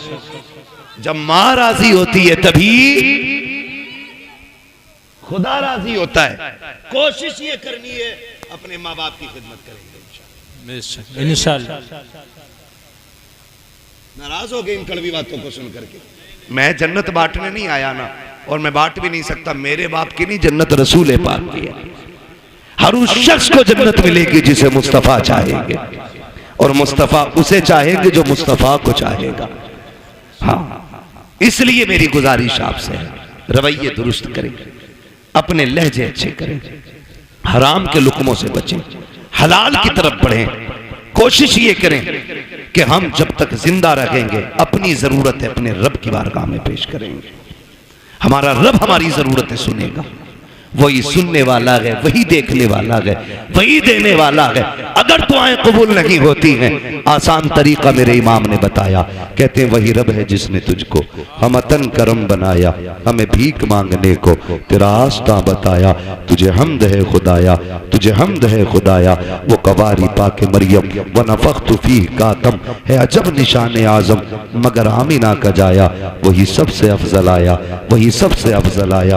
वो भाई नौजवानों, बच्चों, बुजुर्गों, मुसीबत आ जाए हराम की तरफ हाथ नहीं बढ़ाना है, अपने रहमान की तरफ हाथ बढ़ाना है, अपने रब की तरफ हाथ बढ़ाना है। अगर थक जाए, आफतों से घिर के बैठ जाए तो फिर बेबस नहीं होना है, फिर करीम रब को आवाज देना। फिर देखना तुझे पुकारने में देर लगेगी, उसकी तरफ से मदद को आने में देर नहीं लगती है। बेशक मदद को आने में देर नहीं लगती है। लेकिन रवैया ही उल्टा, पेट में दर्द उठेगा कह रहा हाय मैया, फिर मैया आ गई तो कह रहा हाय डॉक्टर। डॉक्टर ने कहा बस्ट हो गया अब ना बचेगा, तो कह रहा या अल्लाह, ये जो बाद में आया ना या अल्लाह, ये पहले आना चाहिए, ये पहले आना। बस इतना बदलना है अपने को। जब दर्द लगे, चोट लगे, नुकसान हो, तो या अल्लाह सबसे पहले जबान से निकलना चाहिए। तुम पहली तकलीफ है अपने रब को आवाज दो। खुदा की कसम वो ऐसा कादिर मुतलक है, ऐसा कादिर मुतलक है कि किसी तबीब, किसी दवा, किसी हकीम, किसी अक्लमंद की जरूरत नहीं पड़ेगी। वो अपने करम से तुम्हें लम्हों में शिफा अता फरमा दे। वो बहुत बड़ा नाम सुना होगा अपने हजरत इब्राहिम बिन अदहम, सुना है ना? इतने बड़े रुतबे वाले के बादशाह थे अपने वक्त के बादशाह। लेटे हुए अपने महल में, तो अचानक धप धप की आवाज आई। ख्याल आता कि हम भी रब को राजी करें। धक धक की आवाज आई, पूछा कौन है? आवाज आई कि हम हैं। क्या कर रहे हो? क्या ऊंट ढूंढ रहे हैं। कहा छत पे ऊंट? तो कहने लगे तो क्या हुआ? ऊंट गुम गया, हम अपना ऊंट ढूंढ रहे हैं। कहा छत पे? छत पे तुम्हें ऊंट मिल जाएगा। तो उन्होंने कहा सुनो, अगर हमें छत पे ऊंट नहीं मिलेगा तो तुम्हें भी तो इन बिस्तरों पे खुदा नहीं मिल सकता है। ऊंट तलाश करने के लिए जंगल जाना है तो फिर तुम्हें भी ये शाही लिबास बिस्तर छोड़ कर रब को तलाश करना पड़ेगा। छोड़ दिया, सब लात मार दी, ठोकर मार दी, जंगलों में निकल गए, अल्लाह अल्लाह करने लगे। आपके मामू हजरत इब्राहिम बिन अदहम के पास गए। आप ना एक फटा हुआ कपड़ा अपना सिल रहे थे सुई से। सुने देख रब कितना अजमतों वाला है, सिल रहे हैं अपना कपड़ा। वो कह रहे ना, मामू पहुंच गए, सलाम वालेकुम। वालेकुम, कैसे? बस अपनी गुदड़ी सिल रहा। मामू ने कहा कितने अच्छे दिन थे जो शाही लिबास पहनते थे, ताज रहता था, खादिम खड़े रहते थे, क्या मिला तुम्हें ठुकरा के बादशाह? आज ये फटे कपड़े सिल रहे हो ना, क्या मिला? क्या मिला? आपने इतना सुना ना, पूछना चाहते हो मुझे क्या मिला? कहा हाँ, आपने जो सुई हाथ में थी दरिया में फेंक दी। कले सुई थी उससे भी हाथ धो बैठा, अब सिलेगा कैसे? फरमाने लगे ठहरो, आवाज देते मछलियों जरा सुई लेके आओ। जब इतनी आवाज दी ना तो सारी मछलियां, हर मछली के मुंह में एक सोने की सुई मौजूद थी। सुभान अल्लाह। कहने लगे मामू देखो, सबके मुंह में एक सोने की सुई। कहने लगे ये नहीं चाहिए, मेरी सुई लाके दो। एक मछली आपकी सुई लेके आई, उसमें धागा भी मौजूद था। आपने फरमाया हाँ यही मेरी सुई है। कहने लगे सुनो, जब तख्त पे बैठता था तो सिर्फ जमीन के चलने फिरने समझने वालों पे हुकूमत थी। जब से रब का हो गया हूं कायनात मेरी हो गई है। जब से रब का हो गया हूं कायनात मेरी हो गई है। रब के होने के आदी बने, खुदा की कसम वो अपने कर्म से तुम्हें वली बना देगा। वली कहते हैं किसको? उसी को वली कहते हैं जो अल्लाह का होता है। वो बात याद आ गई, एक ना दीवाना गुजर के जा रहा, दीवाना गुजर के जा रहा था, बारिश का मौसम। किसी ने देखा मजरूब जा रहा, उसने कहा ओ भाई दूध पी लो। गरम गरम दूध पिलाया, पिया, चल दिए, शुक्र अदा किया। आगे चले, वो खड़ाव पहन रखी थी दीवाने में, है ना, तो छप छप करके जा रहे थे। एक दीवाना अपनी महबूबा के साथ बैठ के गुलछर्रे उड़ा रहा था। उसके पैर की छींट ना दीवाने के उसकी महबूबा के कपड़ों पे आ गई। उसने कहा पागल दिखता नहीं है? उसने कहा मैडम क्या हुआ? जो उसका महबूब था कहा कि इसने मेरे कपड़ों पे गंदगी डाल दी। तो महबूब था उसका, ओवर एक्टिंग भी की, थोड़ा सा उठा और दीवाने के थप्पड़ मार दिया। दीवाने ने आसमान की तरफ देखा, कहने लगा शुक्र है मालिक तेरा, कभी बैठा के दूध पिलाता है, कभी थप्पड़ लगवाता है, कभी दूध पिलाता है, कभी थप्पड़ लगवाता है। अभी चंद कदम चला था, ये तो गुजर गया। वो उठी अपनी जगह से, चली, गिरी और मर गई, मर गई। किसी ने कहा कि जिसके थप्पड़ मारा ना उसने बद्दुआ की थी। लोग दौड़े, पकड़ के लाए, कहने लगे तूने इसके लिए बद्दुआ की थी? उसने कहा नहीं। कहा फिर ये मर कैसे गई? कहा सीधी सी बात, हिसाब बराबर हुआ है। कहा क्या? कहा जब मेरे पैर से कीचड़ उछल के इसके महबूब के ऊपर पड़ी तो इसको बुरा लगा, इसने मुझे थप्पड़ मारा, और जब इसने मुझे थप्पड़ मारा तो फिर मेरे महबूब को बुरा लग गया। इसने अपनी हैसियत से बदला लिया, उसने अपनी शान के मुताबिक काम कर दिया। उसने कहा झगड़ा कोई नहीं, हिसाब बराबर है, हिसाब बराबर है। यही हजरत अली फरमाते हैं कि जब भी तुम्हारा मुकाबला किसी गरीब से हो तो अल्लाह से डरना, गरीब से डर जाना, कमजोर से डरना, भले ताकतवर से मत डरना। किसी ने कहा था अली कमजोर से क्यों डरना? ताकतवर से डरना समझना आता है, कमजोर से डरना समझना नहीं आता। तब हजरत अली ने कहा था सुनो, जब ताकतवर पे तुम ताकत दिखाओगे तो वो अपनी ताकत से बदला ले लेगा, लेकिन अगर तुम कमजोर पे ताकत इस्तेमाल करोगे तो वो बदला खुद नहीं लेगा, उसका बदला अल्लाह लेता है। कौन लेता है? अल्लाह लेता है। इसलिए हमेशा कोशिश ये करना कभी किसी का दिल ना टूट जाए, कभी किसी की आह ना लग जाए। और भाई शान से जी लेना की काफी नहीं है। ये जनाजे के कंधे भी बड़े अहम हुआ करते हैं, जनाजों में चलने वाले लोग भी बड़े अहम होते हैं। खाली भीड़ बढ़ा लेना काफी नहीं है, उनके अंदर हमदर्दों का होना भी बड़ा जरूरी होता है। किसी को इतना सता के ना जाना कि तेरे जनाजे में हंसता हुआ जाए और वो ये कहे अच्छा हुआ मर गया। अगर किसी ने इतना कह दिया, अल्लाह कयामत में तेरे बगल में खड़ा करके कहेगा बता क्या दिल दुखाया था जो तेरी मौत पे ये खुश हो रहा था, कितना सताया था जो इसने तेरी मौत पे खुशियां मनाई थी। कोई बचाने वाला नहीं होगा।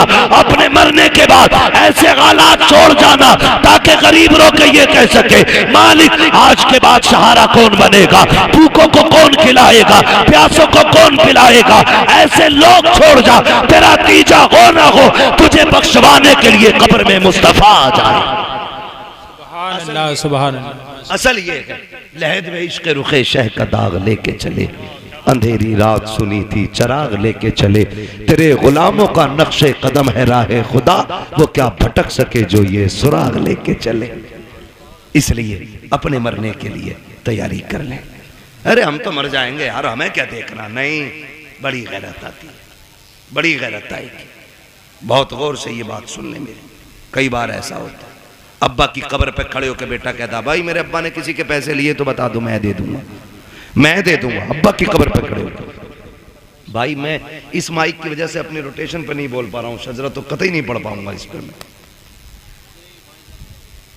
बिना माइक के पढ़ दूं, क्योंकि माइक जो है ना, जब मैं अपनी ताकत में आ रहा हूं तो ये बिल्कुल दबा दे रहा है। ये थोड़ा सा ये डिस्टर्ब हो रहा है ना इसमें, वो उनकी कमी नहीं है, थोड़ा मशीनरी ऐसी है। आपने थोड़ा सा ज्यादा ही सस्ता कर लिया है ना।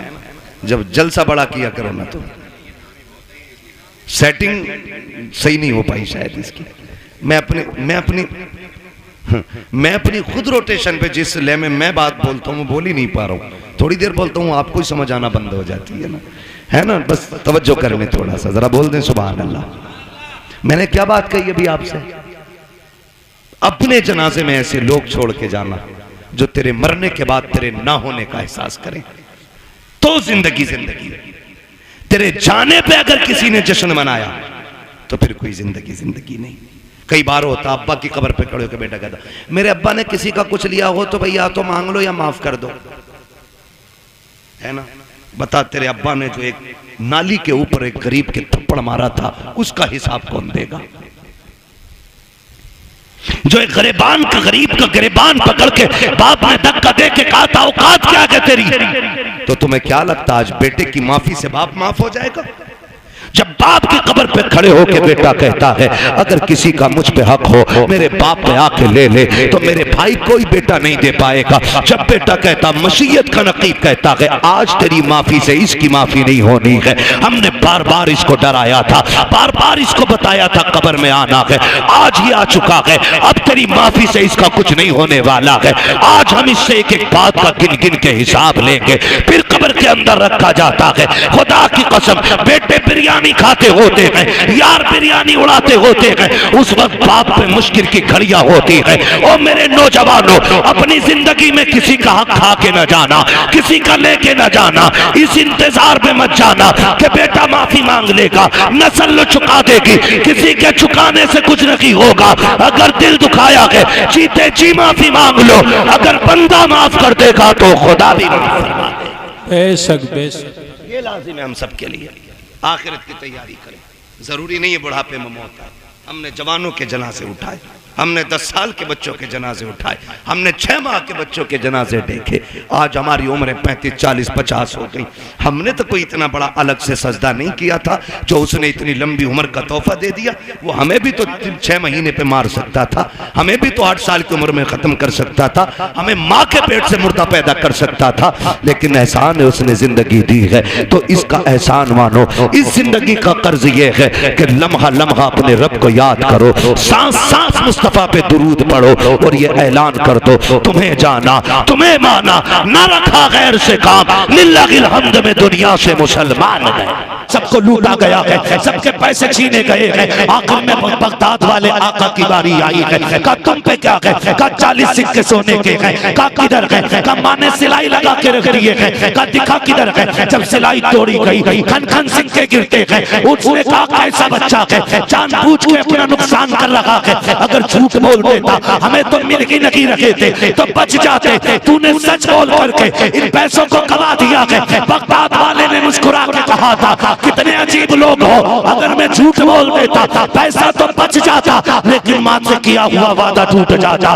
का कहना क्या चाहते हो? का मेरी माँ ने वादा किया था झूठ ना बोलना। कहते माँ की जबान पे 40 सिक्के तो क्या है, 40,000 कुर्बान है। डाकुओं के सरदार ने कदम पकड़ लिए, कहने लगे माफ कर देना। मैं आपसे गुजारिश करता हूँ खुदारा नौजवानों, अपने बच्चों को हुजूर का दीन दो, हुजूर का इश्क सिखाओ। मैंने कहा वक्त मिले तो दिन में एक बार मदीने वाले पे दुरूद जरूर पढ़ा करो। हमने अपने बच्चों को कुत्ता बिल्ला पढ़ाया, हमने अपने बच्चों को तालीम दी, लेकिन कुरान से दूर रखा। माएँ बहनें बैठी हैं, ये हर घर की कहानी है। बच्चे तैयार हो जाते हैं, कभी गाड़ी आने में देर होती है, कभी नाश्ता तैयार होने में देर होती है, तो अम्मा क्या करती है, ले लल्ला थोड़ी देर गेम चला ले, तब तक मैं टिफिन तैयार कर दे रही है। हमने 10 मिनट अपनी मजबूरी की वजह से मोबाइल उसके हाथ में दिया, फिर वो उसकी बीमारी बन गया, बीमारी बन गया। 10 मिनट के लिए मोबाइल हाथ में दिया हमने और कल ले बेटे इसे संभाल के रख।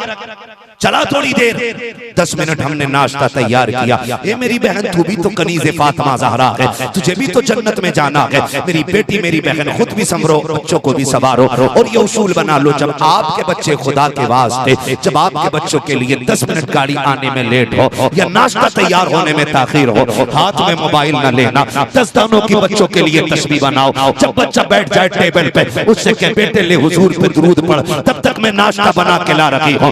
मदीने वाले पे दुरूद पढ़, तब तक तेरी गाड़ी आ रखी है। खुदा की कसम खा के कहता हूँ, शायद कौम के नारों से इतनी जल्दी सलाहुद्दीन ना आए जितनी जल्दी माँ के दुरूद पढ़ाने से सलाहुद्दीन आ जाए।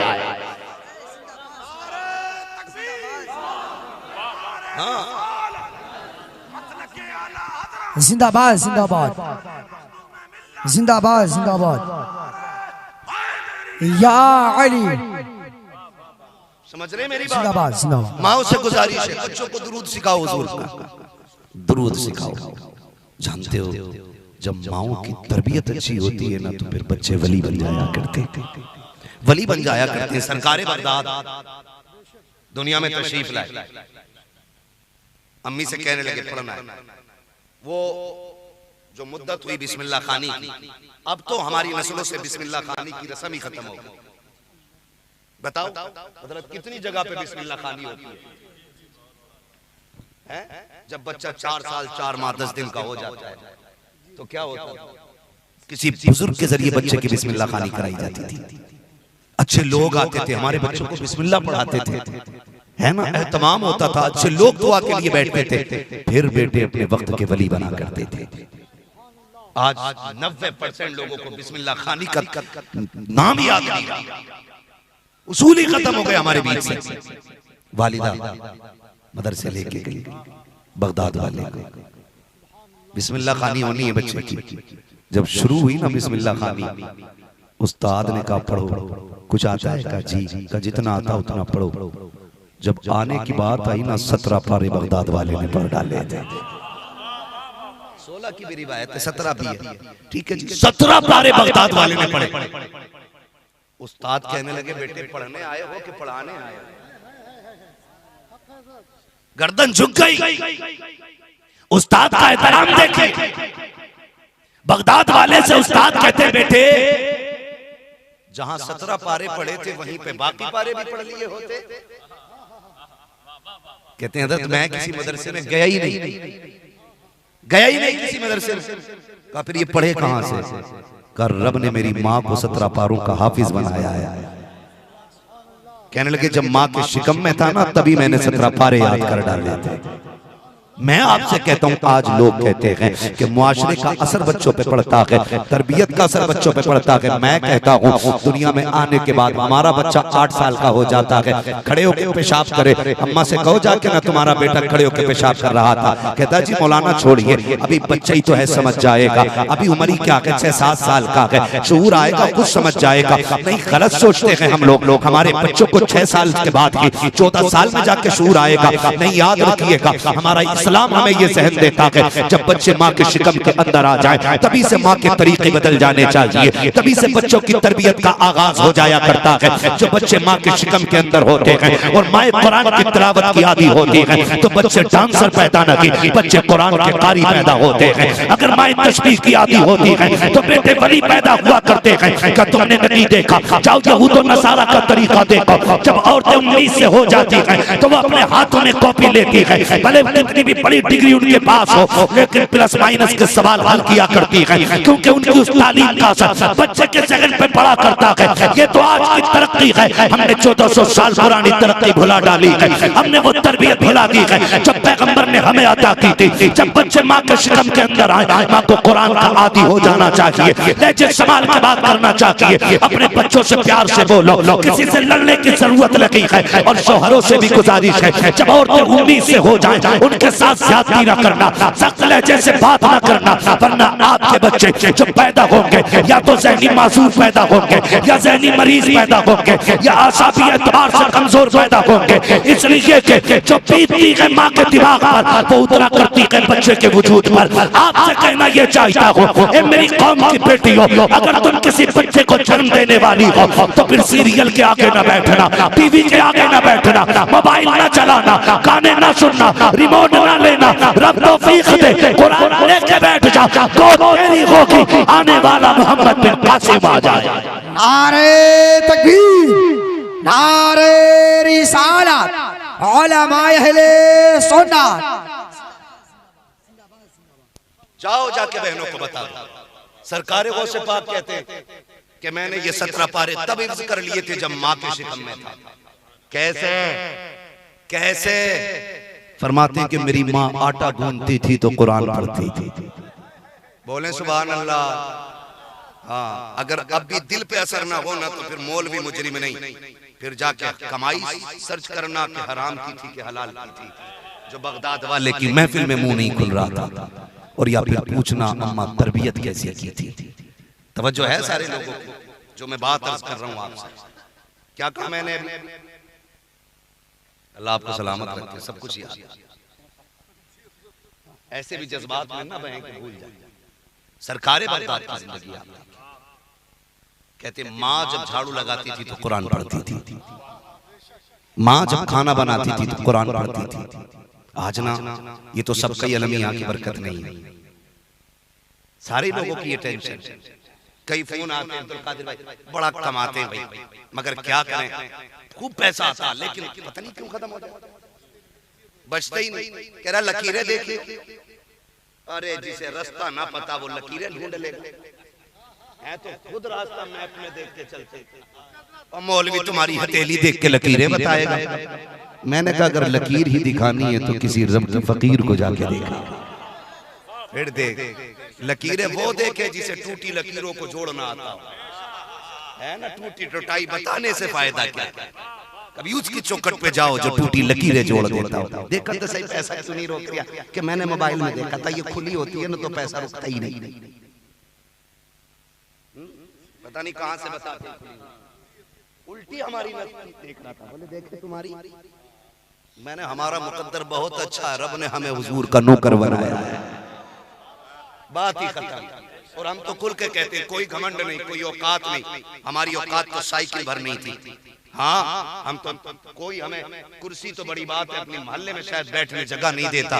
ये तो हुजूर का करम है जो जहाजों में उड़ रहे हैं। हम तो फख्र से कहते हैं ये नाज ये अंदाज हमारे नहीं होते, झोली में अगर टुकड़े तुम्हारे नहीं होते, मिलती ना अगर भीख हुजूर आपके दर से, इस शान से ममतों के गुजारे नहीं होते। नारे तकबीर, नारे रिसालत, जश्न गौसे आज़म, नारे हैदरी। सुभान अल्लाह, सुभान अल्लाह, जिंदाबाद जिंदाबाद। बहुत खूब। सुन रहे हैं सारे लोग, है ना। इनाम देने का काम तो माशाल्लाह ये लोग कर ही रहे। नौजवान बड़े बूढ़े खाली हाँ कर दें तो मेरी थकन उतर जाएगी। चलें आगे, कह दें जरा या रसूल अल्लाह। सही बता रहा हूँ। लोग ये तो कह देते हैं फोन नहीं उठाता है, ये भी कह देते बात नहीं होती है, और करीब करीब हर नकीब का ये तंज मेरे ऊपर रहता ही है कि तारीख झाड़ों में लो तो फिर पसीना आ जाता है। मगर भाई यकीन, मेरा भी एक दर्द समझो, मैं अगर कहीं जल्दी पहुंच जाऊं तब सोने मिल जाता है, या अगर रोड अच्छा मिल जाए तो गाड़ी में सो लेते, वरना कभी कभी 3 दिन हो जाते हैं बिस्तर पे कमर नहीं लगती है। ये भी थोड़ा सा समझा कर। हाँ, कुछ तो मजबूरियां रही होंगी, यूं कोई बेवफा नहीं होता। कोई तो बात है, कुछ तो मजबूरियां रही होंगी, यूं कोई बेवफा नहीं होता। आज सबको ये तकलीफ है ना, बरकत नहीं है। जाओ, वजीफा मैं दे रहा हूँ, बड़ा तावीज दे रहा हूँ, जाओ जाके बहन बेटी से कहो आटा निकाले ना कंटर से तो बिस्मिल्लाह पढ़, चावल निकाले बर्तन में बिस्मिल्लाह पढ़, आटा गूंदने बैठे ना तो देख सर का बाल ना खुलाओ, कनीज़े फातिमा बन आटा गूंद नबी पे दरूद पढ़ पढ़ के गूंदा कर। दुरूद पढ़ पढ़ के कूदा कर। जाओ जाके बहनों से कह दो कि जब भी खाना बनाने की बारी आए, क्या जाता है 3 मिनट वजू में लगते हैं, वजू कर बिस्मिल्लाह पढ़, खाना बनाने की तैयारी में लग जा, याद आ जाए यकसुई हो मदीने वाले पे दूध पढ़ना शुरू कर दे। खुदा की कसम खा के कहता हूँ, जितनी रोटियां बहनें बनाएंगी, जितने लुकमे बेटे भाई खाएंगे, एक एक लुकमा जिस्म के अंदर जा करके नूर बन जाएगा। उसके हाथ से निकाला गया खाना भाई से बरकत बन जाएगा, फिर ना बरकत रुकेगी ना किसी की नमाज छूटेगी। ये जो खा पी के नमाज पढ़ने दिल नहीं करता ना, इसमें जरूर बिना बिस्मिल्लाह के खाने का कमाल है। जाओ सिर्फ इतना मेरी बहनों से कह देना, बिस्मिल्लाह पढ़ के खाना निकाला करे, दुरूद पढ़ के खाना बनाया करे, फिर देख अल्लाह कितनी बरकत अता करता है, कितनी बरकत अता करता है। तो लाजिमी मेरी बहनों को यहाँ कोई ये सोच के ना बैठे मौलवी आया इसे देख के आएंगे। मैं तो कहता हूँ जो मेरा फैन है ना वो उठ के चला जाए, यहाँ वो बैठे जो मदीने वाले की मोहब्बत में बैठा हुआ है। हमारे फैन हो रहे, हमारे जैसे कितने आए जमीन में घुसड़ गए, और हम भी दाई नहीं है। जब तक सांसें चल रही हैं आपके बीच है, जिस दिन बंद हो गई ना तो आज हैं कल थे हो जाएंगे। आज हम तारीख बता रहे हैं, कल हम तारीख बन जाएंगे। तो किसी ऐसे से दिल क्या लगा रहे हो यार जो चला जाए, दिल उससे लगाओ ना जो हमेशा के लिए आया। कह रहे मैं बस आपके लिए बैठा हूं, मैंने मेरे लिए बैठा तो जलसा ही खराब कर लिया। हुजूर के लिए बैठ, खुदा की कसम एक एक मिनट कीमती हो जाएगा, एक एक मिनट कीमती हो जाएगा। फैन फॉलोइंग, फैन क्या चीज है, फैन यार हैसियत क्या है फैन फॉलोइंग की। खुदा की कसम हम लाख कहें वो हमारे हैं तो क्या होता है, वो एक बार कहते हैं ना ये मेरे हैं तो बेड़ा ही पार हो जाएगा। हाँ, वो कहा था इस आस में जीता हूं, कह दे ये कोई आकर, चल तुझको मदीने में सरकार बुलाते हैं, चल तुझको मदीने में सरकार बुलाते हैं। मैं होशो हवास अपने इस बात पे खो बैठा, तुमने जो कहा हंसकर आया मेरा दीवाना। है ना ये महबूब को राजी करने वाली बातें होती। तो जाओ जाके बहनों को बताना, खाना बिस्मिल्लाह पढ़ के बनाए, दरूद पढ़ के बनाए। नौजवान बैठे अल्लाह सलामत रखे। कितने मेरे भाई ऐसे जो परदेश में बाप की जिम्मेदारियां निभा रहे हैं। मेरा दिल कहता है कि एक रात ऐसी भी निकले कि जो सिर्फ परदेशियों के लिए दुआ होनी चाहिए। बड़ी बात होती है। मैं उन जवानों को मुबारकबाद पेश करता हूँ जो वतन छोड़ के ना परदेश जाके माँ बाप के लिए, परिवार के लिए परदेश में जिंदगी काट रहे हैं। इनके हक में जब भी हाथ उठा कर दुआ कर दिया करो। आज आपका बेटा कल परदेश में शायद मेरा भी बेटा हो, दुआएं किया करो, दुआएं किया करो। मेहनत लगती है, यूं ही परदेश नहीं काटा जाता। किसी को वतन बुरा नहीं लगता है, किसी को भी यार दोस्त बुरे नहीं लगते हैं, सबको अच्छे लगते हैं। मजबूरियां परदेश ले जाती हैं, हालात ले जाते हैं, लोग मजबूर होकर चले जाते हैं। नौजवान अल्लाह तुम्हें सलामत रखे। तुम कहीं भी जाओ ना, हमारी नजर में रहो ना रहो, हुजूर की नजर में रहने के आदी बनो, हुजूर की नजर में रहने के आदी बनो। और कोशिश ये करो हम हुजूर के हो जाए, हम हुजूर के हो जाए। सरकारे बगदाद मदरसे गए, उस्ताद ने कहा कैसे, कहा माँ हाफिज थी 17 पारों की, हम भी बन गए। अल्लाह अकबर। फिर आपने कुरान मुकम्मल हिफ्ज़ किया, इब्तिदाई तालीम अपने इदारे में हासिल की। जब इब्तिदाई तालीम के लिए मदरसे जाते थे ना, तो जो उस्ताद सबक पढ़ाते थे ना, उससे आगे तक का बगदाद वाला पढ़ लिया करता था। तो उस्ताद कभी कभी कहते थे जिन्न हो के इंसान हो, फरमाते थे इंसान हो, मेरे बाप वो है, मेरी माँ वो है, मेरे नाना का नाम ये है, मेरे दादा का नाम ये है, मेरा परिवार वो है, बताते थे। फिर उस्ताद मुस्कुराया करते थे, खुदा की कसम बड़ी जात वाला है बगदाद वाला, बड़ी शान वाला है। नसीब वाले जिन्होंने बगदाद वाले की महफिल सजाई है। सुभान अल्लाह। जाओ वजीफा लेके चले जाओ। जिसके घर में बरकत ना हो ना, हर महीने गौस पाक की 11वीं मनाया करें। सुभान अल्लाह, बेशक हर महीने गौस पाक की 11वीं मनाया करें। लेकिन 11वीं मनाने के लिए उसूल होते हैं। सेठ जी मुंबई से गाड़ी से आए, गांव में 11वीं है तो निकाल के 11 ही रुपए देंगे। कह रहे हर महीने 11वीं करता हूं, बरकत नहीं हो रही। ऐसे नहीं होती है। तेरी जेब में कितना ये भी बगदाद वाला जानता है, देख कितना रहा है ये भी बगदाद वाला जानता है। बेशक आप लिमिट बनाइए, हमें हर महीने इतनी में 11वीं शरीफ में इतना खर्च करना। और फिर देखो अल्लाह कितनी बरकतें अता फरमाता है, कितनी बरकतें अता फरमाता है। बात रह जाएगी तो मनाएंगे इंशाअल्लाह 11वीं शरीफ। सारे वादा करें इंशाअल्लाह। करेंगे 11वीं शरीफ और वादा करें इंशाअल्लाह 11वीं करते रहिएगा। मुकद्दर की बात है। सरकार बगदाद इब्तदाई तालीम हासिल की, उसके बाद परदेश गए, जाने लगे परदेश में, तो वालिद का तो इंतकाल हो गया। अक्सर वलियों की विलायत के पीछे माँ की दुआएं का और फरमा होती है। अल्लाह जिसे जितना बड़ा बनाता है ना, उसे उतने ही इम्तिहानात से गुजारता है। अक्सर आप देखें वलियों की विलायत के पीछे माँ की मेहनतें शामिल होती हैं। सरकारें वो सिर्फ आप यतीम बाप नहीं, माँ है। परदेश जाने लगे तो माँ ने कहा रुक बेटे, इंसाफ देखे, मेरे पास 80 सिक्के रखे, 40 तू ले जा, 40 भाई के लिए छोड़ दे। आज का अगर हम जैसा होता ना, कहता अम्मी ये तो घर रह रहा है, मैं परदेश जा रहा हूँ, मुझे 50 दे दो, इससे 30 दे दो। हम नियत खराब कर लेते, लेकिन सैयद कौनैन का शहजादा है। हाँ वो है ना, बचपने में ही तरके पिस्ता करें, दूध पीते की निस्बत पे लाखों सलाम। हुजूर को हजरत हलीमा सादिया लेके चली, दूध पिलाने लगी तो एक तरफ का दूध पिया, दूसरी तरफ का मुंह नहीं लगा रहे। लोगों ने कहा पी क्यों नहीं रहा है? तो कहने लगी कि लगता है मेरा एक बेटा है ना, वो भी दूध पीता है, एक उसके लिए छोड़ा है, एक अपना हिस्सा मुकर्रर किया है।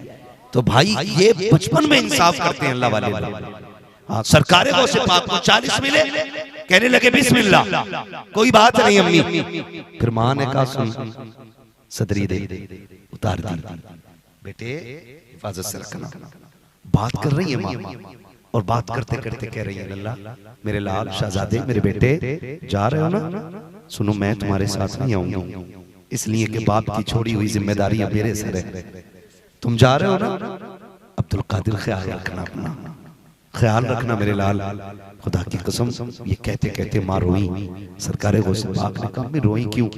माँ तो माँ थी ना, पर्दा डाल दिया, मगर वो जानती थी जा रहा है अब्दुल कादिर, दोबारा मुलाकात नहीं होनी है, दोबारा मुलाकात नहीं होनी है। आप सिलती रही, रोती रही, बेटे को दुआएं देकर रुखसत करने लगे। जब गए ना दरवाजे तक पहुंची, माँ ने फिर आवाज दी अब्दुल कादिर जी माँ एक बार और आके माँ के सीने से लग जा।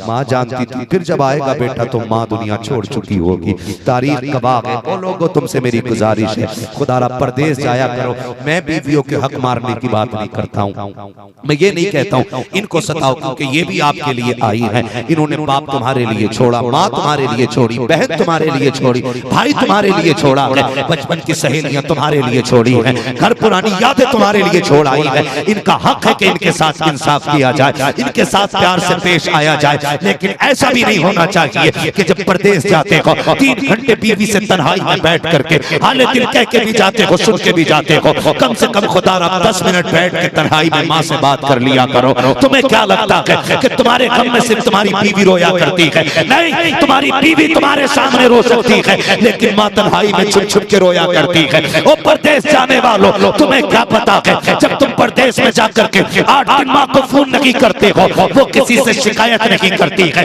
क्यों? क्योंकि वो जानती है अगर पड़ोसी से जाके कहूंगी कि फोन लगा दे बेटे से बात करनी है, शायद वो पूछेगा तेरा बेटा बात करता है कि नहीं, इससे मेरे बेटे का राज खुल जाएगा, तो इज्जत बेटे की चली जाएगी। माँ किसी के फोन से बात करने तैयार नहीं होती है। जब तुम्हारा फोन बीवी के पास आती है, माँ चुपके जाके दीवार के पास खड़ी होती है, उससे तुम्हें बात करने का वक्त नहीं मिलता है, लेकिन वो तेरी बीवी के लहजे से तेरी बातों का अंदाजा लगा लेती है और उसी से नाराजी हो जाया करती है। ये देखो मेरे हाथ जुड़े हैं, तुम्हें खुदा का वास्ता जब तुम परदेश जाया करो तो माँ से झूठे वादे ना किया करो, उसकी दिल शिकनी ना किया करो। अगर बीवी से हफ्ते में एक बार बात करते हो तो माँ से 2 मरतबा बातें किया करो, इसलिए कि बीवी के लिए तेरे प्यार का सहारा भी है, शोहर का दौलत का सहारा भी है, लेकिन खुदा की कसम ये माँ होती है जिसे औलाद की दौलत नहीं बल्कि औलाद की सेहत प्यारी हुआ करती। नारे तकबीर, नारे रिसालत, हुकूके वालिदैन, नारे हैदरी। कितनी माएँ कहती हैं मौलवी जरा बात कर देना। जब से बेटा गया है दुबई तब से फोन नहीं किया है, जब से सऊदी गया है उसने बात नहीं की है, जब से पुणे में है तब से बात नहीं की है। वो यार हैरत आनी चाहिए, तुम किससे मुंह मोड़ रखे हो? खुदा की कसम खा के कहता हूँ अगर माँ बाप रूठ जाए तो खुदा पाक भी राजी नहीं होता है। अगर तुम ये चाहते हो तुम्हारी दौलतों में बरकतें होने लगे तो माँ बाप के कदमों में बैठा करो। अगर तुम ये चाहते हो तुम्हारी उम्र में बरकतें हो तो माँ बाप के कदमों में बैठा करो। अगर तुम ये चाहते हो परिवार सुख में रखे तो माँ बाप के कदमों में बैठा करो। अगर गुर्बत आ गई है तो इनका आंचल पकड़ के रब से भीख मांगा करो। अगर मुसीबतें आ गई हैं बाप की जूतियां सर पे रख के दुआएं मांगा करो। खुदा की कसम माँ बाप वो दौलत होते हैं अगर 70 वली बैठ के तेरे हक में बददुआ करें और एक माँ बैठ करके दुआ के लिए हाथ उठा दे, अल्लाह 70 वलियों को डाल सकता है लेकिन औलाद के हक में माँ की दुआ नहीं डाली। रोना आता है हमें, तकलीफ होती है, हो सकता है किसी को बुरा लग जाए, लेकिन सुन मेरे भाई, माँ माँ होती है, माँ माँ होती है, उनका बदल कोई नहीं मिल सकता, उनका बदल कोई नहीं मिल सकता। बेटा अल्लामा ही क्यों ना, कसम खा के कहता हूँ, ये दुनिया भर में घूमने वाले उलमा, रात भर रोड पे रहने वाले उलमा, जानते हो हम पूरी जिम्मेदारी से ये बात कह सकते हैं अब्दुल कादिर भाई कि जब जाए तो बीवी सोती हुई मिल सकती है लेकिन माँ सोती हुई नहीं मिल सकती है। माँ सोती हुई नहीं मिल सकती है। तेरी कमाई पे पलने वाला तेरा बेटा भी ऐसी रूम में होगा, वो भी कंबल तान के सोया होगा, लेकिन बाप की आंख नहीं लगती है। वो उठ उठ के घड़ी देखता है, आया नहीं आया नहीं, सर्दी आ गई है, सर्दी आ गई है। रात के 10-10 बजे बूढ़ा बाप ना कंबल में लिपट के तुम्हें चौक में दिखा दूंगा खड़ा हुआ, जिसकी कमर सीधा नहीं होने देती है वो भी लाठी टेक के खड़ा होता है। गाड़ी रोक के पूछो चाचा कहीं छोड़ दे, कोई काम हो बताएं? कहा नहीं आप जाओ। कहा क्यों खड़े हो? कहा बेटा काम पे गया था अभी तक नहीं आया है। जबकि ये वो बेटा है जो बाप का चश्मा तक बनाने राजी नहीं होता है। ये वो बेटा जिसको बाप की 5 रुपए की गोली भी भारी लगती है, जो उसका खांसी का सिरप लाते हुए ये कहता है कि तुम्हें पालूं के औलाद को पालूं, उसके लिए बाप चौक में आके खड़ा हो गया। इसे जरूरत थी कंबल की, इसे जरूरत थी रजाई की, लेकिन बेटे के प्यार ने इसे सोने नहीं दिया। तुमसे हाथ जोड़ के कहता हूँ खुदारा बाप की कदर करना, बाप की कदर करना। खुदा की कसम ये कभी मत सोचा करो हमारी माँ हमसे प्यार करती है बाप प्यार नहीं करता है, कभी मत सोचना। आप ये फैसले इसलिए कर लेते हो ना कि माँ एकदम रोने लग जाती है और बाप रोता नहीं है। नहीं, इसका मतलब ये नहीं है बाप को प्यार नहीं है। अगर तुझे देर हो गई तो माँ अगर रो रही है ना तो देखना खुदा की कसम चैन से बिस्तर पे बाप भी नहीं ले पाता है, वो भी करवटें बदलता है। उसकी कदर करना यार। उस दिन बड़ी तकलीफ हुई, एक बच्चे ने फोन करके मुझसे कहा मौलाना मेरे अब्बा को समझा दो। मैंने कहा क्यों? कहा मेरी इज्जत पे आंच आ रही है। मैंने कहा क्या है तू क्या करता है? कहा मैं कुछ भी नहीं करता हूँ, लेकिन मेरा बाप रक्षा चलाना नहीं छोड़ रहा है। मैंने कहा कोई और काम कर लो, लेकिन रक्षा नहीं छोड़ रहे। मैंने कहा फिर तू क्या कलेक्टर है, मिनिस्टर है जो तेरी नाक कट रही है? कहा मैं तो कुछ भी नहीं हूँ। मैंने कहा जब वो रात को आके लेटे ना उसके तलवों पे सर रख के रोने लग जाना, कहना अब्बा एहसान है तेरा कि तू रक्षा चला के पसीने में कपड़े भिगो के खिलाता है, शुक्र है किसी के खून में डूबे हुए लुक़मे नहीं खिलाता। उस बाप का एहसान मान जिसने ईंटें उठा के तुझे पाला, जिसने रक्षे चला के पाला। आज उसके रक्षे से तुझे गैरत आ रही है। जब बीमार हुआ था इसी रक्षे पे लेके दौड़ा था तुझे, इसी रक्षे पे लेके जंगलों के चक्कर काटे थे इसने। आज तो कहता है इससे नाक कट रही है। इज्जत करना इस बाप की। कभी बाप को समझना है मंडी में जाके देख, कभी माँ को समझना है हॉस्पिटल जाके देख। खुदा की कसम माँ खुद बीमारी की शिकार हो गई है, लेकिन बच्चे को गोद में सीने में लगा के हॉस्पिटल के दरवाजे पे सरकारी अस्पताल में 6 घंटे लाइन में लगी रहती है। कभी तू भी बाप के लिए 1 घंटा लगा लाइन लगा? कहीं अब्बा कहता है एक्सरे करा दे बेटे, फेफड़ों में दर्द है। का बुढ़ापे की वजह से इनका क्या करना है? वो शर्म कर यार। जब गाड़ी नहीं थी तो ये कंधे पे लेके दौड़ते थे, आज गाड़ी है तुझसे बाप गाड़ी में नहीं जाता, तुझसे माँ साइकिल पर नहीं खींचती। आज जाओ, दौर बदलने में देर नहीं लगती है। अल्लाह कादिर मुतलक है, वो जिसे चाहे तख्त से उठा के तख्ते पे डाल देता है और जिसे चाहता है तख्त से उठा के तख्ते पे लेटा देता है। वो कादिर मुतलक है। हमने इतनी छोटी सी उम्र में कितने लोगों के हालात बदलते देख लिए। हमारे सामने करोड़पति लोग रोडों पे आ गए और कितने नंगे पैर चलने वाले आज महलों में राज कर रहे हैं। दौर बदलने में देर नहीं लगती है भाई। यही बाप है जो साइकिल पे लेके दौड़ता रहा। आज इसके लिए 10 रुपए की दवा नहीं, 10 रुपए की दवा नहीं आज इसके लिए। आज माँ से ऊंचे लहजे में बात करते हो। माँ माँ होती है अब्दुल कादिर। हाँ मेरे सीने से लग जा, सीने से लगाया। माँ के आंसू पोछे बगदाद वाले ने। अम्मी रो रही हो का बस तेरी जुदाई रुला रही है। हाँ तेरी जुदाई रुला रही है। जाने लगे ना माँ ने हाथ पकड़ लिया। एक काम करेगा मेरा बेटा? जी अम्मी का एक वादा और कर जा, जिंदगी में मौका कैसे भी आ जाए, वक्त कैसे भी आ जाए, बेटे झूठ नहीं बोलना है, झूठ नहीं बोलना है। मैं कभी कभी सोचता हूँ जो आलम अरवाह में वली है, माँ के शिकम में वली है, जो पैदा होते ही रोजा रख रहा है, उससे माँ झूठ का वादा क्यों ले रही है? उससे माँ कह रही है झूठ ना बोलना। बहुत गौर किया तो समझ में आया ये जो तौबा करके जन्नती बने थे ना, इसमें कमाल अब्दुल कादिर जिलानी का नहीं, इसमें माँ का भी कमाल शामिल है।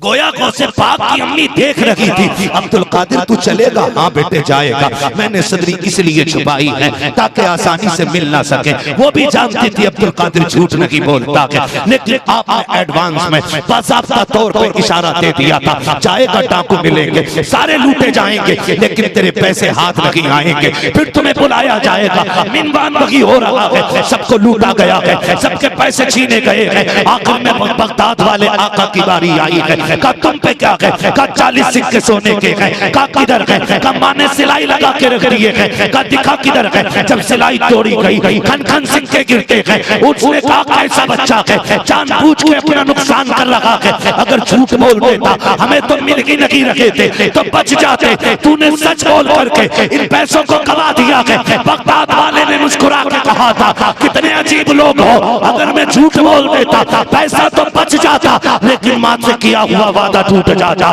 का कहना क्या चाहते हो? का मेरी माँ ने वादा किया था झूठ ना बोलना। कहते माँ की जबान पे 40 सिक्के तो क्या है, 40,000 कुर्बान है। डाकुओं के सरदार ने कदम पकड़ लिए, कहने लगे माफ कर देना। कितना अजीम बच्चा है, तू माँ का वादा नहीं भूला, हम खुदा का वादा भूल गए हैं। ऐसा कर हमें छोड़ के ना जा, तौबा करा के हमें भी रब का नेक बंदा बना के जा। अल्लाह जब सरदार ने तौबा की ना, तो वो जो चम्मच थे चेले थे उनके मतलब साथ वाले, वो भी सारे आ गए। अस्तगफिरुल्लाह, मैं उनको चम्मच नहीं चेले कहना चाह रहा हूँ, लेकिन आज के चमचों ने जुबान इतनी गंदी कर दी है, बात बात में वही निकला करके। समझ रहे ना? बस इतना समझे मेरी बात। आगे उन्होंने कहा सरदार चोरी साथ की है, जन्नत अकेले कैसे जा सकते हो? जन्नत अकेले कैसे जा सकते हो? का तुम जन्नत में जाओगे तो हम भी तो जाएंगे। फिर सबने तौबा की। और बगदाद वाले का कमाल ये था जिसे तौबा कराते थे ना, उसे सिर्फ तौबा नहीं कराते थे, उसे रब का वली बना दिया करते थे। उसे रब का वली बना दिया करते थे। बातें बहुत बढ़ जाएंगी, वक्त हो गया मेरे अजीज। जब तक जिंदा रहना बगदाद वाले की 11वीं करते रहना। मुबारकबाद के मुस्तहिक नहीं नौजवान जिन्होंने बगदाद वाले की 11वीं की महफिल सजाई है। अल्लाह इन बच्चों के माँ बाप की उम्रों में बरकत अता फरमा दे। अगर चले गए हैं दुनिया से तो अल्लाह उन्हें बेहिसाब जन्नत अता फरमा दे, बेहिसाब जन्नत अता फरमा दे। जो बगदाद वाले का हो जाता है वो मदीने वाले का हो जाता है, और जो मदीने वाले का हो जाता है वो काबे वाले का हो जाता है। ठीक है ना? तभी बरेली वाले ने कहा था कादरी कर कादरी रख, कादरियों में उठा कदरे अब्दुल कादिर कुदरत नुमा के वास्ते। तो 9-10 तारीख को बिलग्राम शरीफ का उर्स है, आएंगे इंशाअल्लाह। सुने, सैयदों के घर की मेहमानी ना मुकद्दर से मिला करती है। उस दिन ना इंशाअल्लाह वल अजीज जितने भी आएंगे सब पे मदीने वाले की नजर होगी। मैं नहीं चाहता मेरे बेटे की बात खराब हो, मेरा बाप नहीं चाहता मेरे बेटे की बात खराब हो, मेरे दादा ने नहीं चाहा मेरा पोता जलील हो। जब हमारे आबाओ अजदाद अपनी नस्ल को इज्जत देना चाहते हैं तो फिर जब उवैस मियां के मेहमान बनेंगे, क्या मदीने वाले के उन पे नजर करम नहीं होगी? वाह वाह वाह वाह, है कि नहीं? आएंगे इंशाअल्लाह। नो नो नो कतई इधर वालों को नोट देना अलग से कार्ड छपा के देते हैं। कितनी तारीख है? नो हाँ चचा ने हाथ उठा दिया। देखो भाई एक बात याद रखो, जवानी उम्र से नहीं होती है, जवानी जज्बात से होती है। हाँ जवानी जज्बात से होती है। अगर जज्बा खत्म तो जवानी खत्म। और 70 साल में भी अगर जज्बा सलामत है ना तो जानते हो बुढ़ापे में बंदा जवान होता है। उन्होंने चचा ने हाथ उठाया। उम्मीद है जब यहाँ के बूढ़े लोग इतने मजबूत हैं तो जवान और भी ज्यादा मजबूत होंगे, है ना? कौन सी तारीख है उसकी? 9-10 इंशाअल्लाह हम चलेंगे। कारी साहब से का हुक्म है कि हुजूर का शजरा पढ़ लूं मैं। क्या राय है आपकी? अगर सुभान अल्लाह कहते हुए थके नहीं हुए ना भाई, खड़े होकर अगर पढ़वाओगे मेरी हालत खराब हो जाएगी।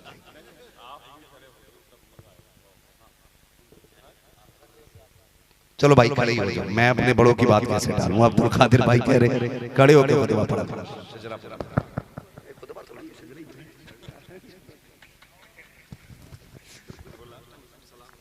अच्छा मसला सलाम का बहुत अच्छे लोग हैं माशाल्लाह। कहते हैं जरा सुभान अल्लाह। ऑपरेटर साहब अगर बहुत अच्छा आपका साउंड रहा है, अगर थोड़ी सी आवाज बढ़ जाएगी तो मुझ पे थोड़ा सा रहम हो जाएगा, ठीक है ना? आपसे मैं बता दूं, मैंने आपसे बार बार हाथ नहीं उठवाए सुभान अल्लाह के लिए, और मैं मजबूर भी किसी को नहीं करता हूं। उसकी वजह ये रहती है ना कि जब आशिक बैठे होते हैं ना तो फिर धक्का लगाने की जरूरत नहीं पड़ती है। बात दिल से लगती है हुजूर की ना तो फिर जबान से सुभान अल्लाह निकला करता है। ये पीछे वाले लोग भी अगर साथ दे सकते तो जरा बोल दे सुभान अल्लाह। मैं आपको बता दूं, याद दिला दूं, इतना सुना होगा आपने कि आपको सब पता होगा कब सुभान अल्लाह बोलना और कैसे बोलना है, लेकिन फिर भी मैं कह रहा हूं जब मेरा हाथ का इशारा हो तो समझ लेना मौलवी थक गया।